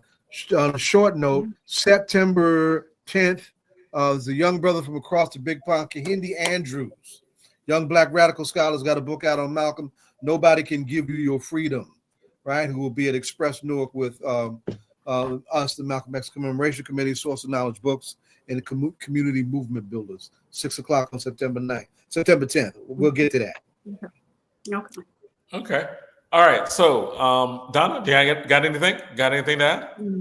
No, everybody have a good long weekend, Labor Day weekend, and and again, 20 years after Katrina, don't forget that, and we also, sent troops down to Katrina and got busloads out. We had a new Black Panther Party back then. We went down and did a rescue mission. Okay. We have to talk about that in the second week of September then. Right, exactly. All right, and so thank you to Reverend Charles Boyer for coming on, founder of Salvation and Social Justice, Larry Hamm, chairman of the People's Organization for Progress, and Tormel Pittman. Thank you for coming on the show, and definitely also thank you to Unicorn 151 for coming on and hang out with us too, right? Because you hung out with us throughout, not just in your segment, but in the other segment. So again, always an honor to have you on. And Hakim sharing him. And Hakim also, as well. Shout out to Hakim Green. Thank you for sharing part of your performance. I know. Thank you for coming on and doing that. We got some of it on, and then you ended up freezing out. So thank you for coming on, man. We very much appreciate you as well, and definitely want to have you shout out. Excuse me. And I'm sorry, Jonathan. Happy anniversary to DJ Rhino and his wife. Then another year of being married. Happy anniversary. Happy anniversary. I had an anniversary. Right on. Happy anniversary is right. Absolutely. Happy Black anniversary. love does matter, especially when you ain't got none. Well, I mean, so sucks to be you, Zaid. Sucks to be you. I'm kidding. I'm a long stranger out here, right?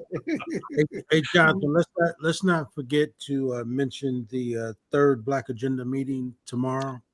All right, and Ed, mention it and mention where it's at. Well, I sent you the flyer, but the third Black Agenda meeting is going to be tomorrow. It's going to be Saturday, August 30th.